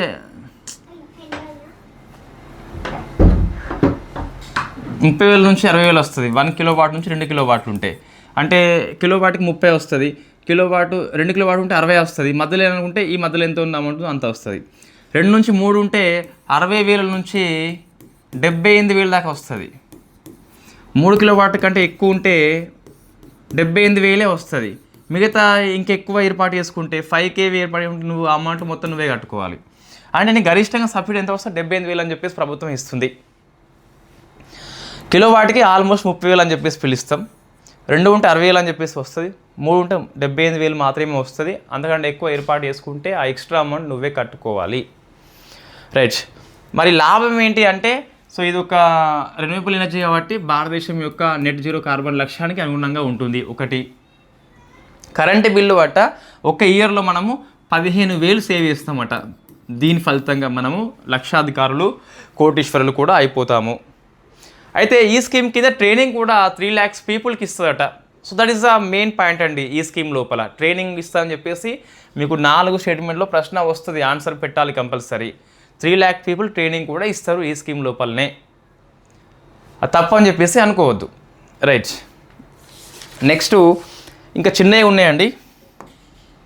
సో ఇండియన్ గ్రే హార్న్బిల్ పక్షి అని చెప్పేసి, ఇండియన్ గ్రే హార్న్బిల్ పక్షి అనేది గిర్ అడవుల్లో ఎప్పుడో స్టార్ట్ చేస్తే ఈ సంతాన ఉత్పత్తి వచ్చిందట. సో ఇది వెరీ ఫేమస్. వై? బికాస్ భారతదేశం లోపల ఈ హార్న్బిల్ గ్రే పక్షి అనేది నశించిపోయింది వాస్తవంగా. 2021-22 లోపల తిరిగి దీన్ని రిస్టోర్ చేసిండ్లు, అంటే పునఃప్రవేశం పెట్టిండ్లు కదా. ఆ పక్షి అనేది ఇప్పుడు ఈనింది. పక్షులు గుడ్లు పెడతాయి కదా, సో పిల్లలు చేసిందట, అందుకు మనకి వార్తల్లో వచ్చింది. సో గిర్ అడవులు యొక్క ఫేమస్ చూస్తే మనకి ఆసియా సింహాలకి ఫేమస్ అండి. సో ఇది మైండ్లో పెట్టుకోండి. సో ఇది ప్రశ్న చాలాసార్లు వస్తుందండి, గిర్ అడవులు అని చెప్పేసి పిలుస్తాం. అయితే ఈ ఆసియా లయన్స్ ఏవైతే ఉన్నాయో రెండవ నివాసం ఏంటి, ఇది మీరు ఆన్సర్ చేయండి. సెకండ్ హోమ్ ఏంటి, మీరు ఆన్సర్ చేయండి. నెక్స్ట్ మరొకటి కుక్రైల్ అడవులు అని చెప్పేసి వార్తల్లో ఉంది. సో కుక్రైల్ అడవులు అని చెప్పేసి ఇది ఒడిషాలో ఉంటాయండి, ఒడిషాలో ఉంటాయి. అయితే మనం డిస్కస్ చేసినాము ఈ అడవుల్లో లక్నో అని చెప్పేసి ఉంది కదా, అర్బన్ ప్రాంతము. ఈ అర్బన్ ప్రాంతం దగ్గరగా ఉంటుంది. సో అయితే ఈ అడవుల లోపల నైట్ సఫారీ అని చెప్పేసి స్టార్ట్ చేసినాం మనం.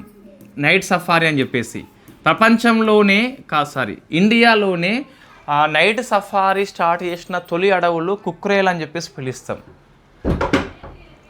అయితే అప్పుడు సుప్రీంకోర్టులో చాలామంది కేసు వేస్తారు, అరే జంతువుల యొక్క ప్రైవసీకి ఉల్లంఘన అవుతుంది కదా, ఇప్పుడు మీరు నైట్ పడుకొని ఉన్నారు, ఎవరన్నా వచ్చి లేకపోతే మీకు ఇబ్బంది అనిపిస్తుంది, జంతువులకు ఇబ్బంది అనిపించదని చెప్పేసి కేసు వేసిండ్రు. సుప్రీంకోర్టు అనేది దీన్ని టూరిజం పర్పస్లో చూడాలని చెప్పేసి ఆమోదించింది అన్ఫార్చునేట్లీ. సో నైట్ సఫారీ ప్రపంచంలో ఇది 4th అనుకుంటా, ఐ థింక్ మొత్తం మీద 5th కావచ్చు, ఇండియాలో మాత్రం 1st అండి. నెక్స్ట్ ఆర్ట్ అండ్ కల్చర్ అని చెప్పేసి. సో ఈరోజు మనకి పూరి జగన్నాథ్ యాత్ర అనేది స్టార్ట్ అయింది.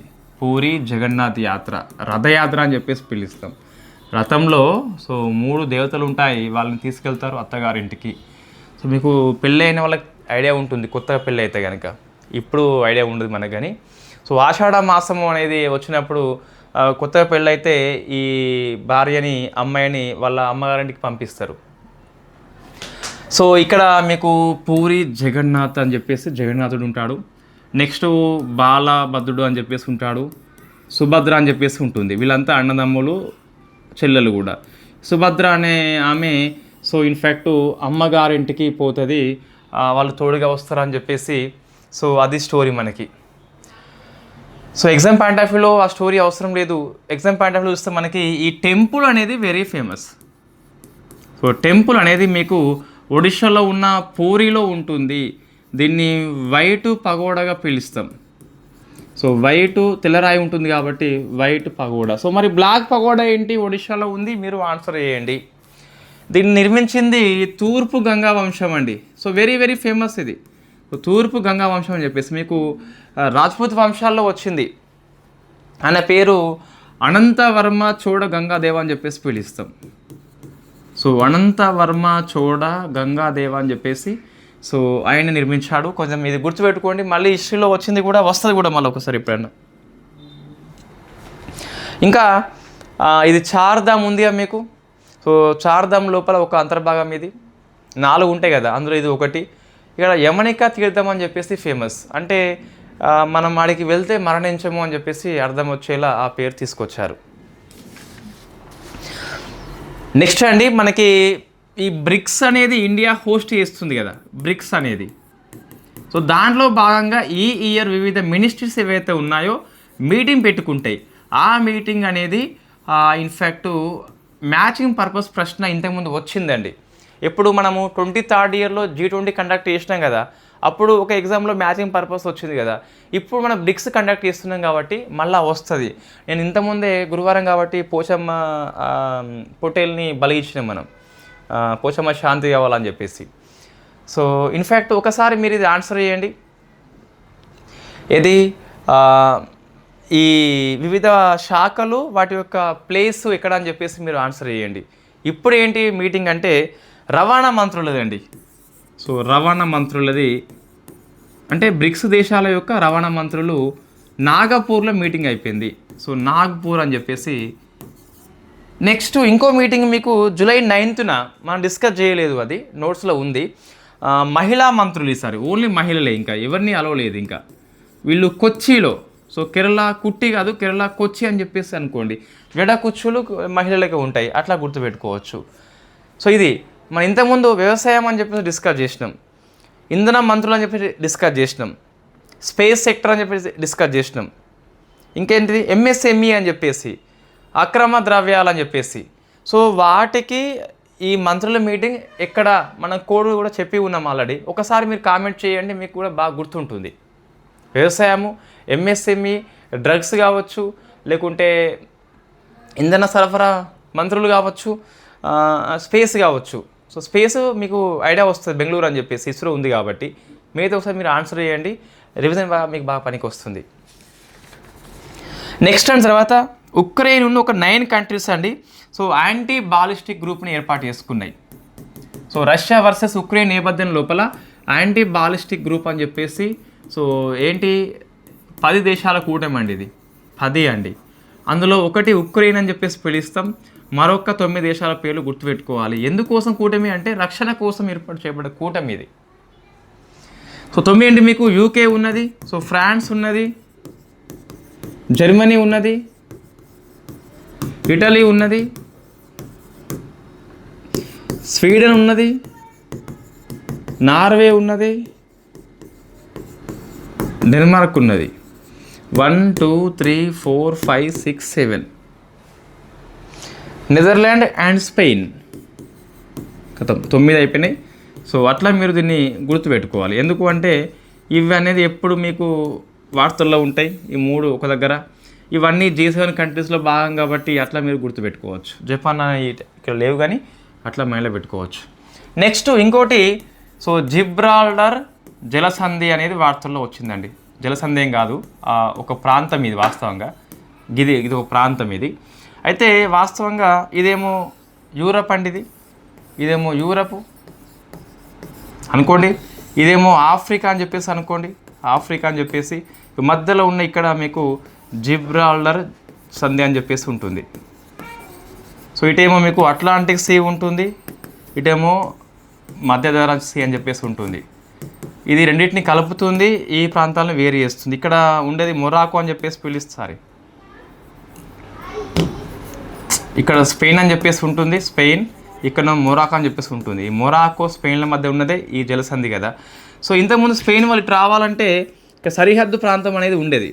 సో దాన్ని ఇప్పుడు ఓపెన్ చేయడం జరిగింది కాబట్టి వార్తల్లో వచ్చింది. స్పెయిన్ నుంచి చాలామంది ఇటువైపు వస్తారట, 20,000 మంది రోజు.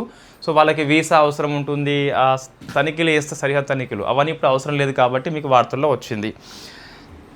సరే మనం చూద్దాం ఒకసారి.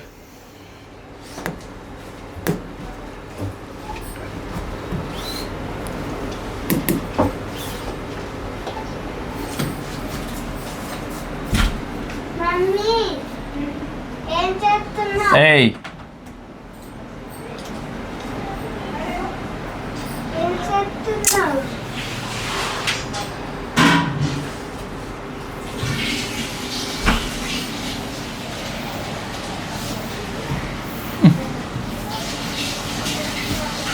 పోతుంది కదా ఇక్కడ అండి. వెరీ గుడ్, ఇది ఇక్కడనే వచ్చింది అనుకో.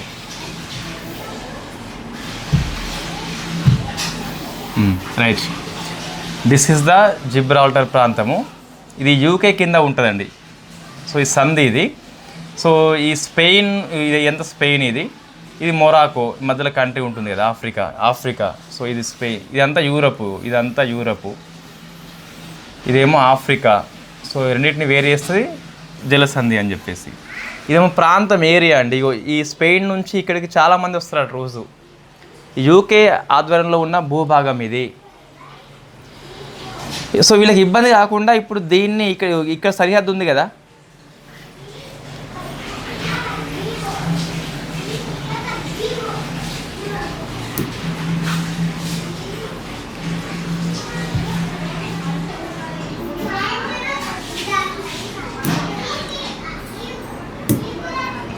సో ఈ సరిహద్దు అనేది ఇప్పుడు ఓపెన్ చేయడం జరిగింది. అంటే ఇటు నుంచి రావాలంటే ఇప్పుడు ఏం అవసరం లేదట. సో మన ఇన్నాళ్లకు డిజిటల్ బోర్డు అనేది బాగా అవసరం తెలిసి వచ్చిందండి. ఓకే, నెక్స్ట్ మనం కంటిన్యూ చేద్దాం క్లాస్ మళ్ళీ.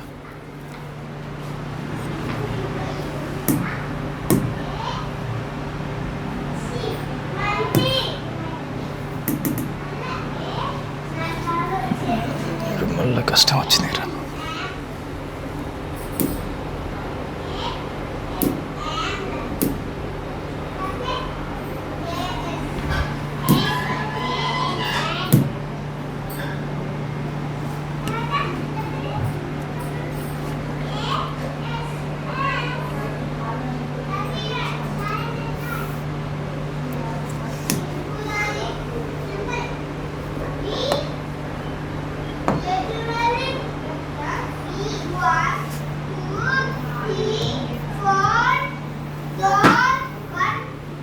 ఓకే అండి, రైట్.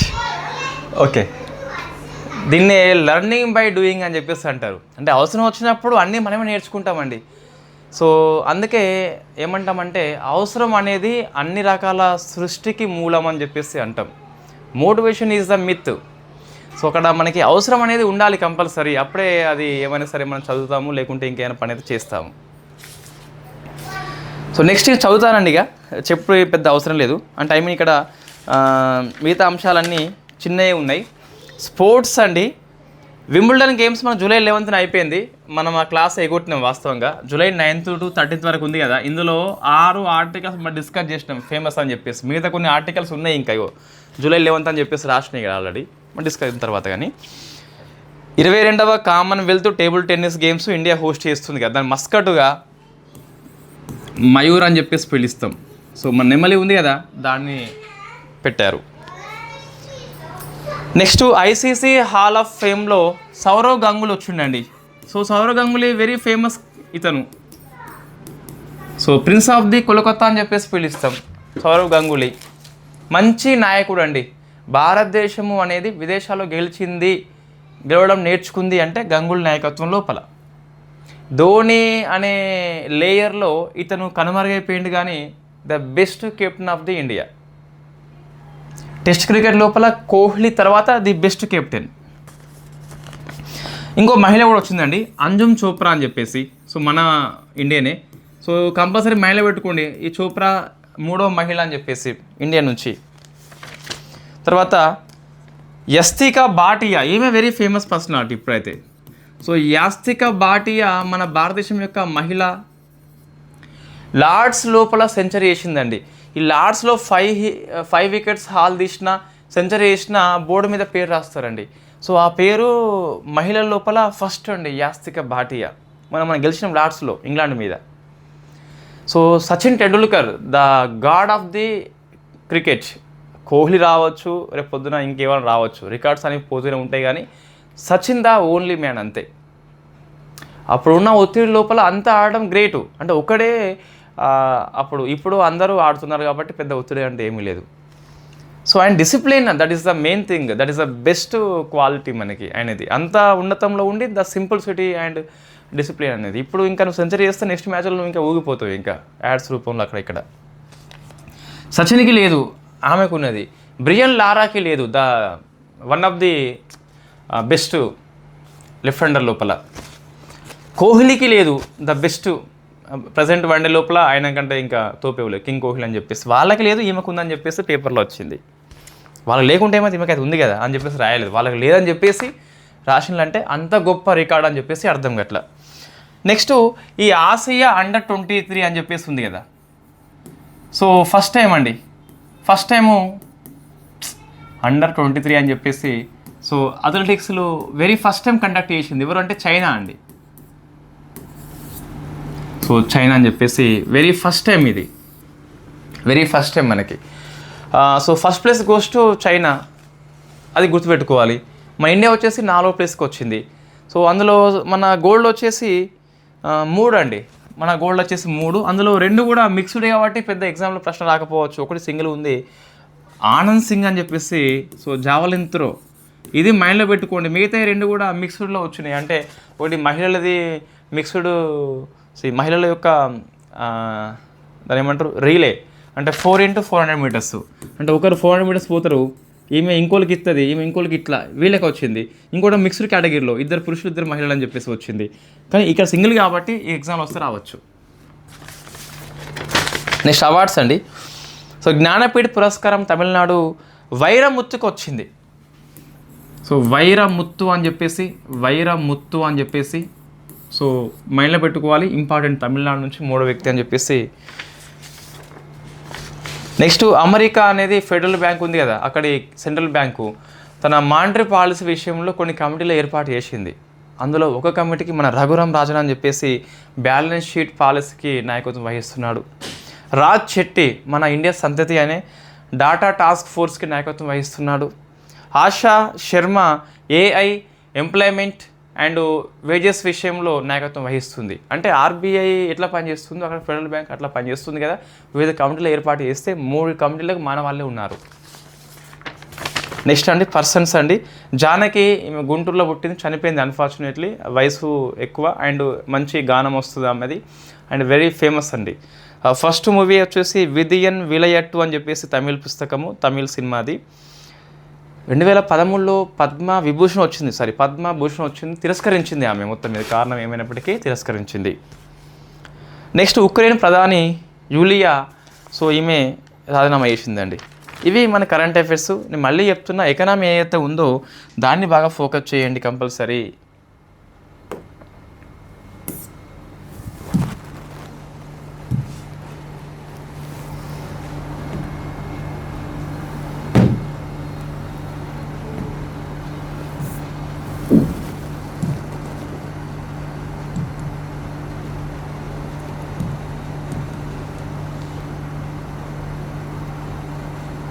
ఓకే అండి. సో మన లడఖ్లో ఈ డిస్ట్రిక్ట్ కౌన్సిల్స్ మనం ఏర్పాటు చేసినాం కదా. సో అవి 26 మంది సభ్యులు అని చెప్పేసి 22 ఎన్నిక అని చెప్పేసి మైండ్లో పెట్టుకోండి. చట్టబద్ధంగా ఏర్పాటు చేయబడ్డ సంస్థలు 97 చట్టం 95లో అమల్లోకి వచ్చింది. అనాయాస మరణం ఫ్రాన్స్ ఆమోదించింది. ఇండియా యొక్క కండిషన్ ఏంటి గుర్తుపెట్టుకోవాలి. ట్రైల్ ఇన్ ఆబ్సెంటియా చేయవచ్చా? చేయవచ్చు. 356 సెక్షన్ గుర్తుపెట్టుకోండి. న్యూ సిపిఐ తెలంగాణ ద్రవ్యోల్బణం 6.36, it is the highest ever అని చెప్పేసి పిలుస్తాం. నెక్స్ట్ మనకు వచ్చింది, ఇన్ఫ్యాక్ట్ ఇది ప్రతి అంశం అవసరం అండి. సిపిఐ మనకు ఈ కొత్త సిరీస్ యొక్క బేస్ ఇయర్ కావచ్చు, ఎన్ని ఐటమ్స్ అని చెప్పేసి, ఎన్ని గ్రూపులు అని చెప్పేసి, ఆ గ్రూప్లో ఎక్కువ వెయిటేజ్ అని చెప్పేసి డిసెండింగ్ ఆర్డర్లో మనం డిస్కస్ చేసినాం కదా, అన్నీ గుర్తుపెట్టుకోవాలి. ఒకసారి చూస్తే పోయింది కదా అది. లాస్ట్కి ఏముందండి, స్పోర్ట్స్ కల్చర్ అని చెప్పేసి 1.5 ఉంది. టొబాకో ప్యాన్ ఎంత 2, 2 గాజులు అమ్ముకున్నాడు, నువ్వు 10 అమ్ముకో దరిద్రుడు అని ఎందుకున్నా ఫస్ట్. అది ఈ ఆల్కహాల్ ఏమైనా తాగేది ఉంటే బంద్ చేయండి. దాని ఎవరికి ఉపయోగం ఉంది ఆల్కహాల్ వల్ల, రైట్? సో మీ ఆల్కహాల్ అంటే ఏం గుర్తు కావాలంటే, ఇన్ఫ్యాక్ట్ SDG 12 గుర్తుకు రావాలి. మనం డిస్కస్ చేసినాం రెగ్యులర్ క్లాస్ లోపల, SNT లోపల. సో SDG 12 ఏంటి? 12 మీన్స్ హిందీలో మనం బార్ అని చెప్పేసి బారా అని చెప్పేసి పిలుస్తాం. బార్కి పోయినోడు రెస్పాన్సిబిలిటీ కన్జప్షన్ చేస్తుంది ఆల్కహాల్ని. So that is SDG 12. ఇది మీరు కావాలంటే గూగుల్ సెర్చ్ చేయండి, మీకు 12 అంటే కనిపిస్తుంది. రెస్పాన్సిబిలిటీ కన్జప్షన్ బార్కి అయిన వ్యక్తి చేస్తాడు. నెక్స్ట్ సర్వీస్ ఇండెక్స్ అని చెప్పేసి 19 ఉపరంగాలండి. 19 పేర్లు వద్దు, వెయిట్ని అమలు చేయలేదో అవి చదువుకోండి. హెల్త్ ఎడ్యుకేషన్ అని చెప్పేసి government, public administration, defence, private house hold consumption, personal సేవలు కావచ్చు, గ్యాంబ్లింగ్, బెట్టింగ్ కావచ్చు ఇంక్లూడ్ చేయలేదు. సివిల్ సిస్టమ్ అని చెప్పేసి సెక్స్ రేషియో బర్త్ 970 అని చెప్పేసి మైండ్లో పెట్టుకుని సరిపోతుంది. తెలంగాణ ఎంత, ఏపీ ఎంత, మీకు మే అండ్ జూన్ కలిపి వేస్తాం కదా మనం. మే వేసినాం కదండి, జూన్ అండ్ జూలైలో వస్తుంది. మనం లోకల్ కరెంట్ అఫైర్స్ 2 మంత్స్కి ఒకసారి చేస్తున్నాం కాబట్టి సింగిల్ వీడియో లోపల అందులో కవర్ అవుతుంది. సో గ్రామోద్యమం నాబార్డు యొక్క స్కీమ్ అది. యూరియాది కూడా గుర్తుపెట్టుకోండి. సో 10 మిలియన్ టన్స్ లక్ష్యంతో మనం పనిచేస్తున్నాము. ఎందుకు అంటే ఇంపోర్ట్ చేస్తున్నాం, ఇంపోర్ట్ చేయకుండా అది పనికి వస్తుంది. ఇన్స్పేస్ సంస్థ ధృవాకి స్పేస్ వెంచర్ ఫండ్ కింద 60 కోట్లు ఇచ్చింది. That is the first space private సంస్థ. అనిల్ మీనన్ సోయిజ్ M29 ద్వారా వెళ్ళిండు. అన్న మహిళ, పుట్టి ఇంకో అబ్బాయి. నీకు ఫుల్ నేమ్స్ ఏం అవసరం లేదు లేండి, నేను పనికొచ్చో చెప్తున్నా. సో గౌట్ ఏ యూనివర్సిటీ అని చెప్పేసి కర్ణాటక, ఫస్ట్ ప్రైవేట్ది Mumbai, I know very well. Paraquat India ban చేసింది, ఫస్ట్ వచ్చేసి కేరళ రాష్ట్రం. సూర్య గారికి 890 కోట్లు ఇస్తే ఇందులో 3 రకాలని చెప్పేసి మైండ్లో పెట్టుకోండి. సో గ్రే హార్న్బిల్ గిరి లోపల సంతాన ఉత్పత్తి చేసింది. కుక్రేల అడవుల లోపల అర్బన్ సఫారీకి సుప్రీంకోర్టు ఆమోదించింది, అన్ఫార్చునేట్లీ ఆమోదించింది. బ్రిక్స్ వివిధ సమ్మిట్స్ డిస్కస్ చేస్తున్నాము. రవాణా మంత్రులు నాగపూర్, మహిళా మంత్రులు కుచ్చులు. అది భూతేం కాదండి, జడ కుచ్చులు భూతేంది. యాంటీ బాలిస్టిక్ అని చెప్పేసి 9 కంట్రీస్ ప్లస్ ఉక్రెయిన్. సో ఈ జలసంధిని ఓపెన్ చేసినాము, స్పెయిన్కి ఈజీ అయిపోయింది. అంటే భూభాగం ఓపెన్ చేసినాం, జలసంధి కాదు. Ganguly, Anjum Chopra ICC hall of ఫేమ్లో చోటు వచ్చింది. ఆనంద్ సింగ్ వచ్చేసి మనకు ఈ అండర్-23 అథ్లెటిక్స్ లోపల గోల్డ్ వచ్చిన భారతీయుడు.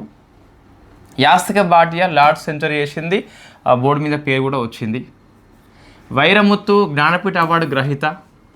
మయూర్ మనకి కామన్వెల్త్ టేబుల్ టెన్నిస్కి మస్కట్గా ఎన్నికైంది. This is a current affairs for you.